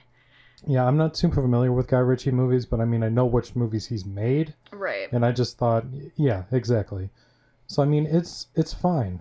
I enjoyed it because I felt like it was more like the Broadway Aladdin with the costuming and the different dance sequences that they did. That's why I enjoyed it. I was like, oh yeah, I'm sitting and watching Broadway's Aladdin. But we're going to get into this disagreement again that we had last week. I don't know if you watched that part of the show, Alaina, but... Probably, but it was so long. Where we argued about Disney remakes and all this other junk, and I'm like, but I don't want to get into that.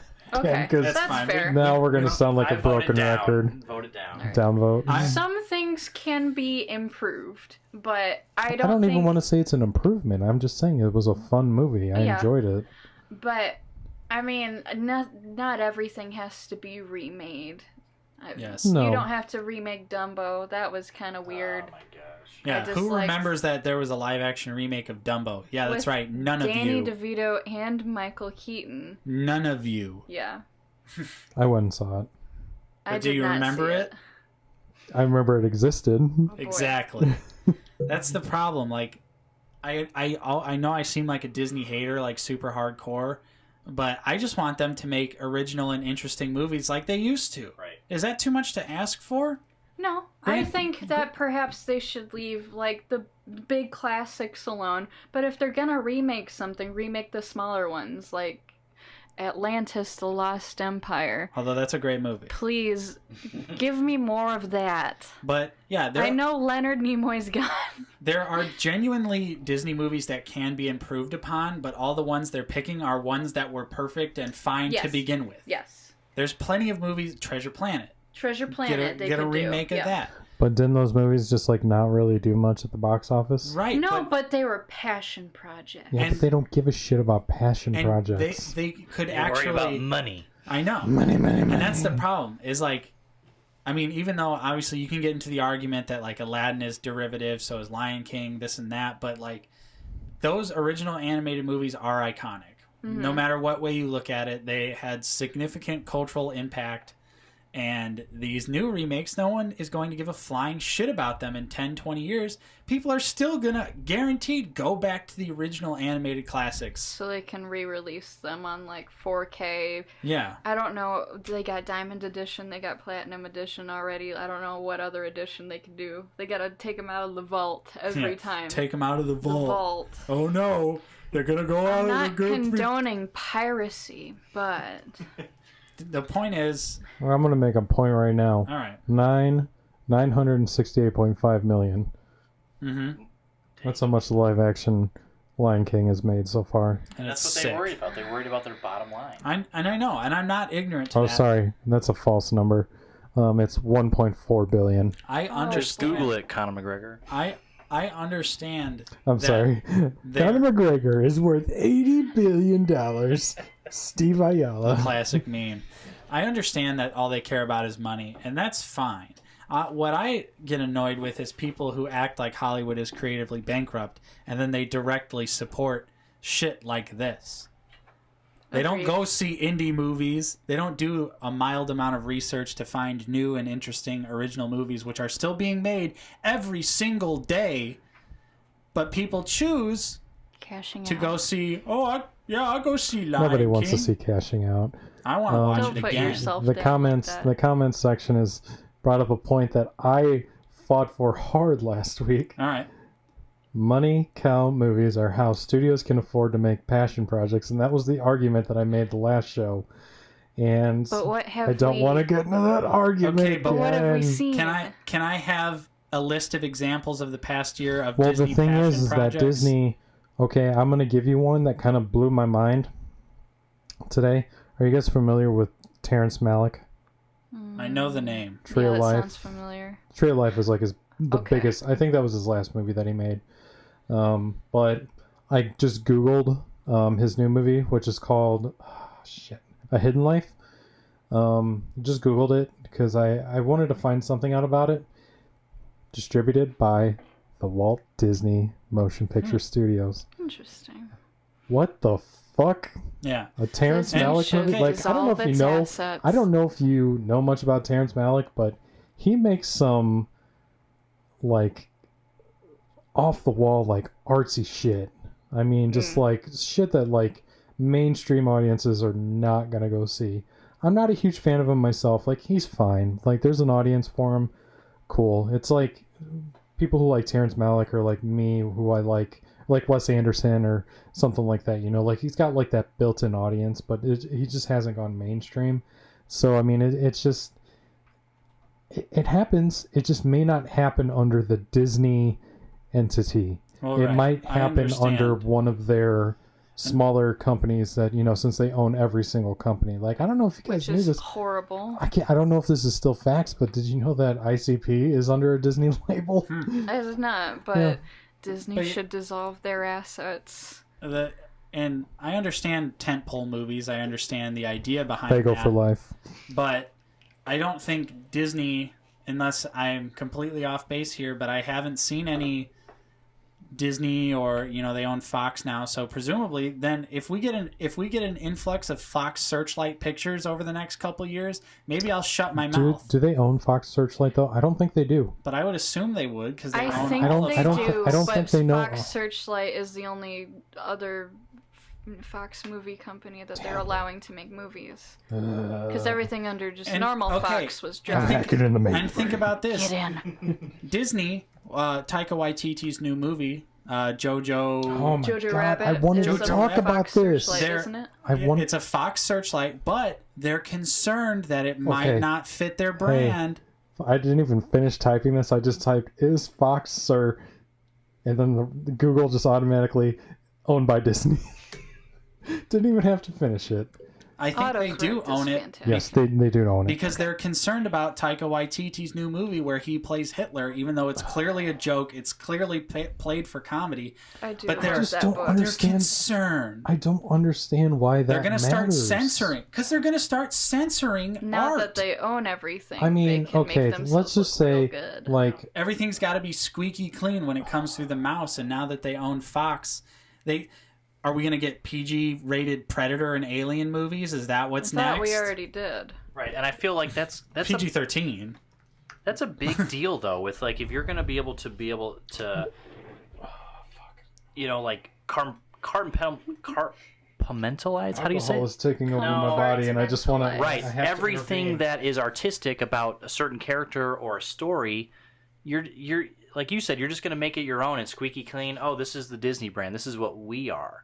So everyone who wants to do this story, you got to do this too. But do you And think it's- that's with everybody or just certain people? Because I mean, like, what other? There's a ton of great Fox Searchlight movies, but I just can't think of them at the moment. But can you think of any where there is a director that is Directed associated, Marvel like a movies? directed a Marvel movie or just like a Disney movie? Because the only one I can think of right now is Taika Waititi, because he's doing his own thing, but he's signed on. Like James Gunn, I mean, he hasn't done any Pretty sure thing besides, Edgar Wright, maybe? but he's not doing Marvel movies though. I mean, somebody who's But he tried. legitimately, Oh, he sure did but try. somebody who has legitimately directed a Marvel movie and then moved on to try to do something else. Because honestly, there's not a ton of people who are trying to do that. I mean, aside from maybe like, But I don't think general audiences look that deep. They don't know who Taika Waititi is. They don't know his previous work before Thor Ragnarok, and nor will Right. they probably give a shit about his work that's not Thor related. I can't. So it's like doesn't make any sense Who that directed Disney would Black Panther? Ryan Coogler. Ryan Coogler. Ryan Coogler directed. I think did he Fruitvale direct Station. Creed before Black Panther? Yes, yeah, he yeah, had it came to. out before. But I'm seriously like fearful that I'm not going to see another Ryan Coogler movie. So damn, I'm so conflicted about this. I have so many That's right, conflicting Shreddy. thoughts. See the I'm light. starting to See the light. I'm starting to drink the Wait, smart so water. what was the question? What directors? What directors have directed a Marvel movie that have directed something edgy beyond that? Okay.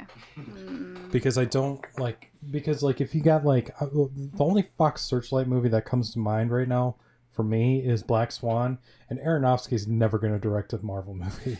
That's for damn I Hey, don't sure. think never they'd say let him. never, Shred. No. Just like Justin Bieber. The biggest movie he's ever done was Noah. That was a box office disaster, so he's going to have to make movies for $2. I remember But Noah. I like Noah. I mean, not Lord. just because Emma Watson was in it, but that's a whole other story. But Okay. Ready or But- Not is a Fox Searchlight joint. is it? Mm-hmm. I'm gonna go see that tomorrow, I think. I really want to see it too. But damn it, I lost my thought. But I just don't think like once you're in it. I mean, I don't unless know, you just the never Russo want to. brothers are making that other movie with the Mask star of Off. Black Mask off. But I just don't Then we think. flood the I island mean, with I guess blue. it just depends on how much you want that Disney money. Like Mask off. I feel like Taika Waititi is like one of those dudes who's just like is a one for me, one for them kind of guy, because that's how he's gonna, like, I'm gonna guess that he was able to get Jojo Rabbit made because of Thor Ragnarok. Well, I thought his one for me, one from him movie was that other movie, like Search in the Wilderness or something. I don't know his. Oh, filmography Hunt that for the much. Wilder People. Yeah, I'm pretty sure that was his. Hey, good job on Thor Ragnarok. Now you can make this movie. I thought Wilder People was before Ragnarok, but maybe I'm wrong. Maybe, but Well, I mean, like, do you think like And he also has. do you think like if Disney was like, hey, this doesn't fit our brand, you're not going to be able to direct the next Thor movie? Do you think he's going to be like, well, I don't give a shit? Like, how money hungry? I guess this is just a it just debate depends on the. ethics of Right. Taika Waititi, because like honestly, like I feel like I he, respect Well, him what right did now. he just drop Akira for that he wanted to do for forever? yeah, that's true. He did drop Akira. Was he for attached something. to Akira? Yeah, he was gonna direct it. But Was it Thor? no, I think that Lady Let's bring him Thor? on the show and ask Is that the next one, Lady Thor? Is that yeah, what that's called? Love and Thunder. I think it's Right. called. Well, it's gonna. I think it's still gonna have Chris Hemsworth Thor, but it's also going. But or I Chris- think Natalie Portman is the main character, Yeah. if I'm not mistaken. which is fine with me. I think so. Lady Thor's cool. I got no I'm down. complaints. It might have been Lady Thor he dropped it for. Yep. He could do the next Thor movie he dropped. But I mean, Akira. here's the thing though. Like, Akira's like a big blockbuster movie, so I mean, could it just been like one of those things where it was just Remember? it was gonna end up? I don't think getting it'll. dropped no matter I don't what? think. Or I maybe genuinely, it just ends up Joseph being a bad Gordon-Levitt was supposed to be. I in. genuinely. or just being a bad idea. Like, what's that you other cannot. one? You can. They're the Ghost in the Shell. Ghost in the Shell. Yeah. You could not translate Akira to live action well. There's no way. The movie would have to be. It would have so much CG in it. See, here's the thing though. Sure. Okay? I'm about to get into a whole other debate. About Damn it. white people. All right, guys, we're at 2:10 right now. Do you care if we go into a whole other thing? I'm I not do ready to not stop. care. I do not want to stop. I know Nope, Nate is I got probably no like, plans. "Fuck this show." Yeah, he ordered pizza a half hour ago. Here's the thing. No. Here's the thing. Yeah. I'm Did you order waiting. pizza I'm this waiting. time? Last time. I'm waiting till we're completely done. Then I'm gonna order my Okay. pizza. Here's the thing. Got a right? ritual. I feel like they need to do more movies like the animated Spider-Man movie, like for some of these movies. Yeah. Like I feel like we can have like the Ghost in the Shell or the like. I'm not familiar with these animes or anything like that, but I've heavily thought about this. Like, you can have these movies for an American audience, but I don't think it can be live action. I But think it needs to be animated That's like almost. the Spider-Man movie. It's almost exclusively an American problem, though, that a lot of Americans look at animation, even if it's adult animation, and they think, "Oh, that's for kids," Yeah, and that and then they don't want to Every go see it. Oscar Yeah. ever When- for an But animated we film. get these shitty looking movies. Like, I haven't seen Ghost in the Shell, I like but Ghost in the I'm, Shell. I'm going to be guess fair. that 98% of it is probably CG. If There you're is a already lot gonna- of CG. If you're already That's going to fair. put that many computer graphics into it, Exactly. you might as well just make it animated at that point. But no, but Americans don't like to see animation. That's for kids. I'm a big adult. I can't watch animated movie. Yeah, and I'm going Unless to it's Lion King. I got another Yeah, problem. superheroes and I have so animated many thoughts. movies are for I have children. so many thoughts in my head right now because one of the things, like, okay, like, what do you guys think about like the Scarlett Johansson thing? How she played a Japanese character.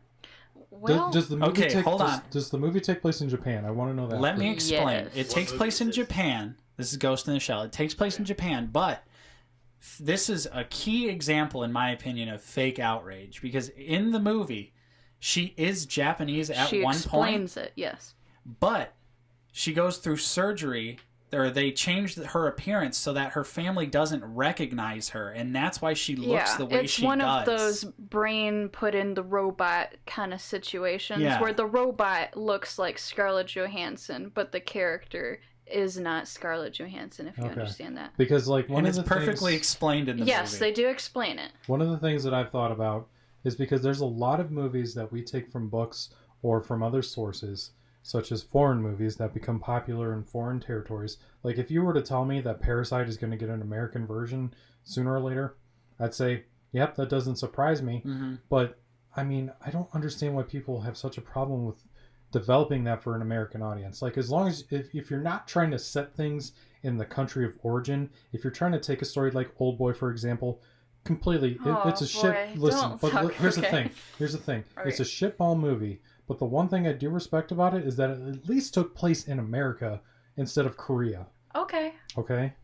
Yeah, but I feel like that wouldn't work for a whole. I mean, at least But Old I mean, Boy if you was. can make it work. Okay. If you can Alright. fit it I see for an what you're American saying. story, like I understand people are going to get outraged that, like, some things you shouldn't change, but like, could we say that about books in developing books into movies and things like that? Like, should we not do that anymore? There's a lot of really, really great foreign movies that I wish would get the attention it deserves for an American audience, but that isn't going to happen. So should we just not give those stories the attention at all? So, like, one movie that I've been thinking about heavily is I don't know if you guys heard of Burning. I've heard of it. I've heard of I it. watched Burning like a couple months ago. It has Stephen Young in it, the dude from The Walking Dead. Yeah. And that movie is pretty good. And I'm like, this would be a really interesting story to see, like, how it would take place in America too. But I feel like that's just going to get a lot of shit if, you know, you bring that to an American audience and don't use the Korean actors and things like that. If it takes place in Korea, like if it takes place in Korea, 100% you should use Korean actors and all that. And that's But if what you were to set Taika it- wanted to do for Akira. He wasn't going to use any more mainstream Hollywood actors. He was going to cast Asian people to be in Akira. And that's why he wanted to do it. He wanted to do it right. Okay. I just got a comment that said a lot of the cult classic animes are so Japanese historical context centric, it's almost impossible to make them in an American setting. So I guess that could be a problem too. Yeah. Mm-hmm. But I also I just have so many conflicting thoughts. But also, you about look at this subject. You look at things like Akira or Ghost in the Shell, and they're perfectly fine. They don't need to ever be touched again. No. The animation still looks great because it's hand drawn. Mm-hmm. It's very stylized. You don't need an update. You don't need a live action version. But it's just that stigma that cartoons are for kids. Yes. But that's almost like an exclusive, like, North American problem. So what do you think about, like, if they were to do just like a completely like animated Ghost in the Shell? It would. And Scarlett Jo was still the main character. It would like, be a box office bomb, but it would. But if it would probably I mean, be just good. skipping the box office, how much money it would make and all that. Mm-hmm. Like, do you think there would still be the problem of her playing this character? Well, I because think she's American. it was. I mean, it'd be the same thing like with the American dubs of Right. like all the Yeah, I don't Studio think it would Ghibli be as movies much and as all a those. problem. Yeah. Yeah, but even that, in that specific instance, that was hardcore fake outrage because people had not seen the movie when they were angry about it. They didn't know what the story was. And I think you got to see something. Like, if we saw Ghost in the Shell, and yeah, she was supposed to be Japanese, but it was just Scarlett Johansson the whole time, yeah, sure, get pissed about it. That's kind of shitty. But they explain it in the movie, and it makes sense within the context of the movie, so why get worked up about it? Right. Why get mad? But yeah, that's a great point though, Alex. Like, where do you fall with voice acting? Yeah, because I mean, it's honestly like I understand there's a difference, but honestly, there's not at the same time. You're because still it's the playing that same- character. It's still the same actor playing the same character. Like, I mean, Right, as I long mean, as you're as- not like, I mean, Right, if you're not doing a Mickey Rooney here. I'm not sure what that's in reference to. He used to, I forget which movie it was, but he's an old white actor, Right. you know, but Yeah. he played a very, slant eyes Asian person. John- Big Okay. Thunder, Robert Yeah. Downey Jr. John Wayne. Yeah, he was the black Right. dude. Yeah. He played the black dude. Yeah, like when you're trying to be offensive, no, Well- like absolutely no. But I mean, if I can understand I where some guess- things can make sense, and like one of the biggest debates too is just like the box office potential. Like, you can find Asian Americans who could play these roles too. Just that it would work. But if you're trying to make a huge blockbuster, you run into some risk too with who you choose to act in these films. Obviously, Scarlett Johansson has a huge following, and she's, I don't want to say box office gold, but people go to see movies because Yeah, she's She's an in it. A-list actor. Who would go see Lucy if some random actress was the main character in that movie? Who would Right. go see Lucy? Do people saw like that Lucy. movie? Ooh. And it randomly was like a pretty successful film. I didn't see it because I was like, this is stupid. Oh, it was. It's based I on. don't know why people liked it. It's based on science that was misproven 30 if years I'm ago. If I'm gonna, God, here we go again. All right. Like, I don't know how to say his name, but like Luc Besson or whatever his name is, like I was so disappointed in him. Like, did you hear about his sexual allegations? No, I Okay. don't know. Well, I don't even know he was who a it part is. of he was maybe like under the radar, like part of the Me Too movement. Okay. Like this dude, like legitimately, like finds such interesting ways to get his movies made and all this. I'm like, you are what I strive to be, and then this shit happens, and I'm like, is there anybody left? Is there anybody left that I can look up to? No. Because I looked up to that dude hard. Like when he made like the Cara Delevingne movie. I can't remember what it is. Valerian? Valerian. Oh, that I'm was like- that guy? That was a stab in the dark. Yes. Gotcha. I'm like, that movie, like, I don't think it was that good. No, Oh, so he wasn't. did like Fifth Element? Yeah. Oh, okay. I'm Oh, like, okay, the way gotcha, he got gotcha. that movie financed, I'm like, yes, he's going outside of the box to get things done. I can't remember how it happened, but he went outside of the box to get things done. It wasn't like financed by a huge studio. He went out, found a way to get all the money for this movie on his own and made it happen. I'm like, that's the dream right there for any filmmaker, especially when you're trying to find something that potentially has huge box office potential, but then he fucks it all up. He fucks it all up because he can't keep his hands to himself. God damn it. So crazy. It's the most Valerian and the City of a Thousand Planets is the most expensive European and independent film ever made. Yes.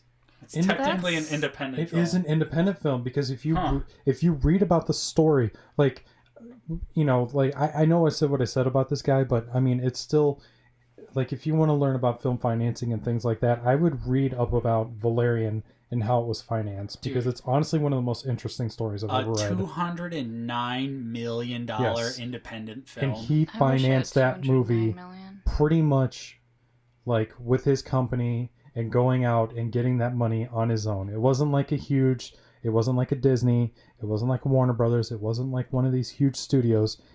They managed to get all that money independently to make this movie. Yeah, and I that's respect, crazy. like, I hate that he did what he did, but like that is amazing. And I hope to get that one day, maybe, but just not in a douchebaggery kind of way. All right. That's fair. Well, there we went. There we went. And I think It was a fun ride. this could be a good time to wrap it up. Bro. Do we No. have anything else to say? Nate bought his pizza. No, I didn't buy my pizza. Are But we you- doing an after show? You just ended on a good note. An ASMR pizza eating Yeah. I special. I feel like this is a good time to just Oh, take it wait, home. no. We got to All talk right. about one more thing. Okay. I just One more. remembered. We got to talk about me almost getting killed. Oh, Oh, yeah. Yeah, he texted earlier today. What happened, Shreddy? All right, so as you can tell, I get a little heated about some things sometimes. Like I'm pretty chill. Would you guys say I'm pretty chill for the Yeah. most part? Okay, but when I'm Almost killed. When he's not chill. when I'm not chill, when somebody just pisses me off with something they say about something that I'm really passionate about, I'm not going to be quiet about it. So there's this guy Uh-oh. on social media, not going to name any names, not going to name where, but on a social media platform where I do a lot of my filmmaking stuff, he posted, this person posted, do you ever walk past a group of people making something, could be anything, and want to tear into them because of how amateur or how they're doing things wrong and things like that? And I responded, because this pissed me off, that anybody would have this thought that I'm associated with, even though I don't know the person, but I'm technically associated with them, that would have this thought. I said, I would rather work with somebody who doesn't know what they're doing than somebody who's arrogant. So then this person decides to DM me and threaten me. He called me arrogant and all this other stuff. I could read the messages, but I'm not going to. But basically called me arrogant. Basically said, you know, like, you don't know me, and, you know, I'm a professional filmmaker. I know what I'm talking about. I need to, you know, like, I know what it's like to work with shitty footage. And I'm just like, He's like, you're the one that's arrogant. You should think twice about Didn't he say calling you would look somebody. up your address and find Well, you? we're getting there. Okay, I'm getting ahead of but myself. he's like, you should think twice before saying or calling somebody a stranger arrogant. And I said, well, maybe you should think twice about saying something arrogant, and a stranger wouldn't have to say that. He's like, maybe you can go fuck yourself. And I'm just like, great comeback, buddy. Bravo. You really got me. Got him in all He's like, corners, you want to meet in person, tough guy? And I'm like, oh, threatening me with violence, even better. Keep going. And he's like, you know what? I'll look up your address and I'll find you. He's like, but you know what? I'm gonna block you for your personal safety. Yeah. And I'm just like, ooh, tough. okay, buddy. And then he blocked me. So then I posted the post that he that I'm referring to, and then I also posted the DM of him threatening me. And he's like, oh, you just couldn't. He has a second account, by the way. Oh. He messages me on that account. He's like, you just couldn't give it up, could you? You're just so arrogant and things like that. And you're telling people that I'm threatening you. And he wanted me to post the screenshot of that conversation, which makes him look even more like a jackass. Did you? Yeah, no, I didn't, because Okay. I decided to save him from looking like more of a Oh, jackass. see, I wouldn't. Yeah, see, well, I'm all about like the calling people out if I need to, if they're really in the wrong. But like some things, I'm just like, it just really wasn't worth it at that point. And a lot of people that I know were just kind of doing the work for me. Okay. Because like a lot of people came to my, like sometimes when you feel like you're alone, like it kind of sucks. But like you say, you tell some people that you got threatened and people start coming to you real quick. I'm just like, Jesus, people, like calm down. But he wanted me to post that, and I'm like, I'm not going to help your image by posting this. And I was thinking in the back of my head, this isn't going to help your image. And I'm like, plus you threatened me. And I'm like, if you ever threaten me again, I'm going to do something about this. And he's like, I didn't threaten you. And I'm like, I didn't think about this because I was just so heated. And when I'm heated, I don't necessarily like think of things. But I'm like, you literally said, do you want to meet in person, tough guy? Not the, you're going to find my address and I'm blocking you for your personal safety. I completely forgot about those 2 points. But he was trying to make a case that I didn't actually threaten him. But, sorry, bud. Yeah. Kind of did. Sorry. When you tell someone you're going to show up at their house, Yeah. and I like how, because I saw the other messages, but I like how he was like, I was just saying we meet in person to have a conversation. Yeah, I just want to Like, have a. fuck off. I just want to have a conversation. That's not Right. what I'm you gonna. meant. No. I'm gonna look up your address Right, just so we can backpedaling. have At a this point, he's conversation. saving face. He's trying to. He's on He's that bicycle. backpedaling. He's Yeah. backpedaling for sure. And but even still, like even someone in these, like this community in itself, actually like working with the podcast and doing this with Alex, and learning about cashing out. Like there is so much work that goes into it, whether you've done it before or you haven't. And I feel like in that environment, you'd want to be a team and build each other up. Yeah. Not sit here on social media and rip each other apart. especially Because for like an independent setting where Right. it's like you in Indiana. I mean, fuck, man, we're not like a huge community here. It's not like Los Angeles or Atlanta or like one of these huge cities. Like we need to stick together because if we're not all in this together, like I know it sounds kind of cheesy, but like we're not like the film community in Indiana is not going to strive if we're like attacking each other. Right. Which is why I try to be nice to everybody and not an asshole. But I guess So not was there everybody a feels closure that with way. this guy? Was there any kind of like, did he say, "Oh, I apologize for being a dick," or was it No, just kind of? Okay. no. He's just like he basically told me that I was looking for attention, and that's one of the things I wanted to bring up to you guys. Is do you think I was in the right posting the DMs that I got, I think or do you think I should have just left it alone? Because I mean I went full out, like I posted the name and exactly what he said. I didn't normally. I would just post the context of the conversation, but I'm like, fuck this guy. I'm gonna ruin you. I think you're in the right in that I don't think like a person with that kind of attitude about like amateur filmmaking should be working with amateur filmmakers. No. And that's one of the things I pointed out. And I'm like, if this is how you think, you shouldn't be making things, and nobody should be working with you. Especially around here, where, like you said, there's no big, like companies or anything. It's everybody's by themselves. Right. So, I think you're in the right. I mean, nobody should be helping that guy. Well, I mean, it's not necessarily that. Do you think I was in the right for posting that? Oh yeah. Yeah, I think when you have someone who's being, and did he mention any names when he did this?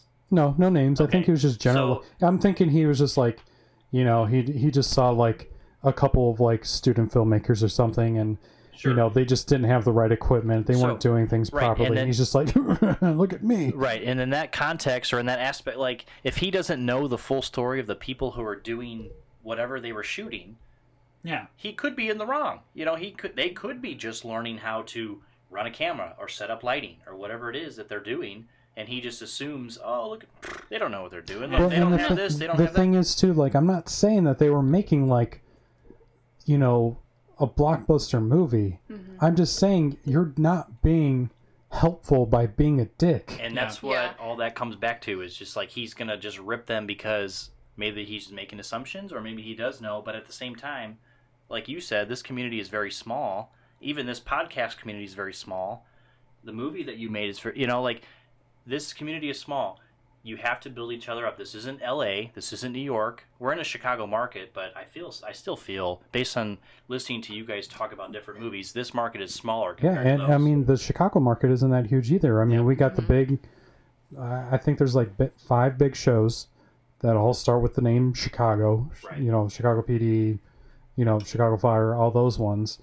But honestly, I mean, aside from that, I mean, movies pop in every once in a while, but it's not a huge community. So where's the problem in helping each other out instead of shitting on each other? Yeah. Like, you're not being progressive by, ripping on somebody who's trying to do the same thing that you're doing. Yeah, you may be a few steps ahead of them, but where's the teaching points? Where's hey, here's some advice. Yeah. Hey, how about you try this? That guy's not doing anything to help anybody. He's just, I'm going to rip on people to make myself look better. But really, that's not a good image to portray. Got a comment. I think the moment somebody bodily threatens you, they lose their right to privacy, which is, I think that's fair, and I think that's why I did that too, which is why I also posted the comment, if I die, he did it. Yeah. I'm like memeing a little bit, but but also I don't know how crazy this person is either. Yeah. Apparently his emotions took over at that, just like you said, like you got heated and you were in the moment, and he probably said something he regrets, but at this point, yeah, because you made it known, and now he's worse off. He's like, you were right, I was wrong, but you shouldn't be posting. You're just looking for attention. You're just looking for attention from your friends, and I'm like, what was his original post for? Attention. Yeah. Right. What does anyone post anything on social media for? Right. Exactly. What is the point of social media? Right. And if his job was to tear people down to build himself up, you're going in the wrong. You're doing that in the wrong intention. Like, there's nothing about that says, "Good job, buddy." You know what I mean? I'm not a fan of that. I mean, even if he wanted to be like, yeah, their stuff's not the best, he could offer constructive criticism instead of going, fucking dumbasses don't know what they're doing, not using a reflector. Like, how do you don't know their situation? And yeah, maybe they are college students trying to make their first. And even so, I didn't use a reflector when I was in college. Right, shit, I didn't use a reflector one time in cashing out. There's no. I ain't got time for that. No. At least in my opinion, there's no real rules of filmmaking. It's art. Right. The minute you start trying to put stuff in a box is when all originality and interesting ideas disappear, when you have to do something by the book. Think about Unsane. Yeah. The movie's shot on an iPhone. Yeah. And it looks pretty damn good. Yeah. But you shouldn't shoot a full-length movie on an iPhone, Alex. You should be shooting on an Alexa camera. Yeah. Like, I just don't... I think acting like there's constraints like that is stupid. Right. Yeah. And that completely... Yeah. The amount of money that goes into this show is... like, it takes a little bit of money to get here. You know what I mean? Yeah, it doesn't maybe look like the Joe Rogan show, but I would say I'm proud of this because, we put our own efforts into it. We put our own time and money into the show. I think it's cool. You know what I mean? And if that's what you're happy with, I think that's what it should be. And if you've got an iPhone or, like you said, an Alexa camera, whatever you want to do to make it worth your time and you know, you have an audience that wants to watch it, I think you've done a good job. Or even if you don't have an audience and you're just passionate about what you want to do, Right. do it anyway. Right. Don't let someone go, oh, you don't have a reflector. Don't let that hold you back. Right. There's an audience for everything, though. You know what I mean? It's just that someone's going to watch, and that's what you know. That's the beauty. And of even that, if it doesn't And look, everyone starts somewhere. Right. yeah, Exactly. if it doesn't look the way you want, if it doesn't sound the way you want, you'll learn from that. That's what I did for years. Like, I still made mistakes. I made a full feature-length movie that's pretty decent. I know you guys liked it a lot, and you're gonna praise me for it. I'm going to gas you But up. there's some things in there I'm just like, I'm gonna do better on this next time. I wish I would have. Yeah. I wish I would have used that reflector. I wish I would have used that windscreen on that microphone. And like, You know, like I wish I would have done those things, and you don't know that until it happens. Right. And as long as you acknowledge, hey, I'd messed this up. I should probably do this different next time. like we talked about with the, you know, the dark scenes and Cashing Out. Right. Like how they're real. I mean, honestly, they're really dark. But Right. it's like you didn't know that until it was too late. So you just got to roll with it. Right. And then next time you're going to shoot something at night, I guarantee you're going to figure out something different. Yeah, Yep. you're striving for progress, not perfection. And shmoney. And Shmoney. There's All right. Money. All right. I think that's a good way There we go. to end it. I think we can wrap it up as well. So, you have been listening to the Low Side Podcast. If you enjoyed what you just heard, don't forget to leave a like on this video. Subscribe if you are new. Ring the bell for notifications so you know when we're going live. I don't think we've still figured out a plan of action in terms of how often we're doing it. Seems like the bi-weekly thing is working out pretty well. But most likely, this is a bi-weekly podcast where we talk about whatever's on our minds. Of course, I'm Nate. I've been joined with Shreddy, What up? See you later. Steve, Thank you guys for watching. and of course, our special guest, Alaina. Yes. Thank you so much for Thank you, coming. Alaina, Thank you for for coming. having me. I'm hoping next time we have a guest, we can have all 4 microphones working instead of just 3. Yes. Apologies once again for the technical difficulties, but it wouldn't be a true episode of the Low Side Podcast without those difficulties. So thanks so much for watching, everyone. We will see you guys on the next Low Side Podcast.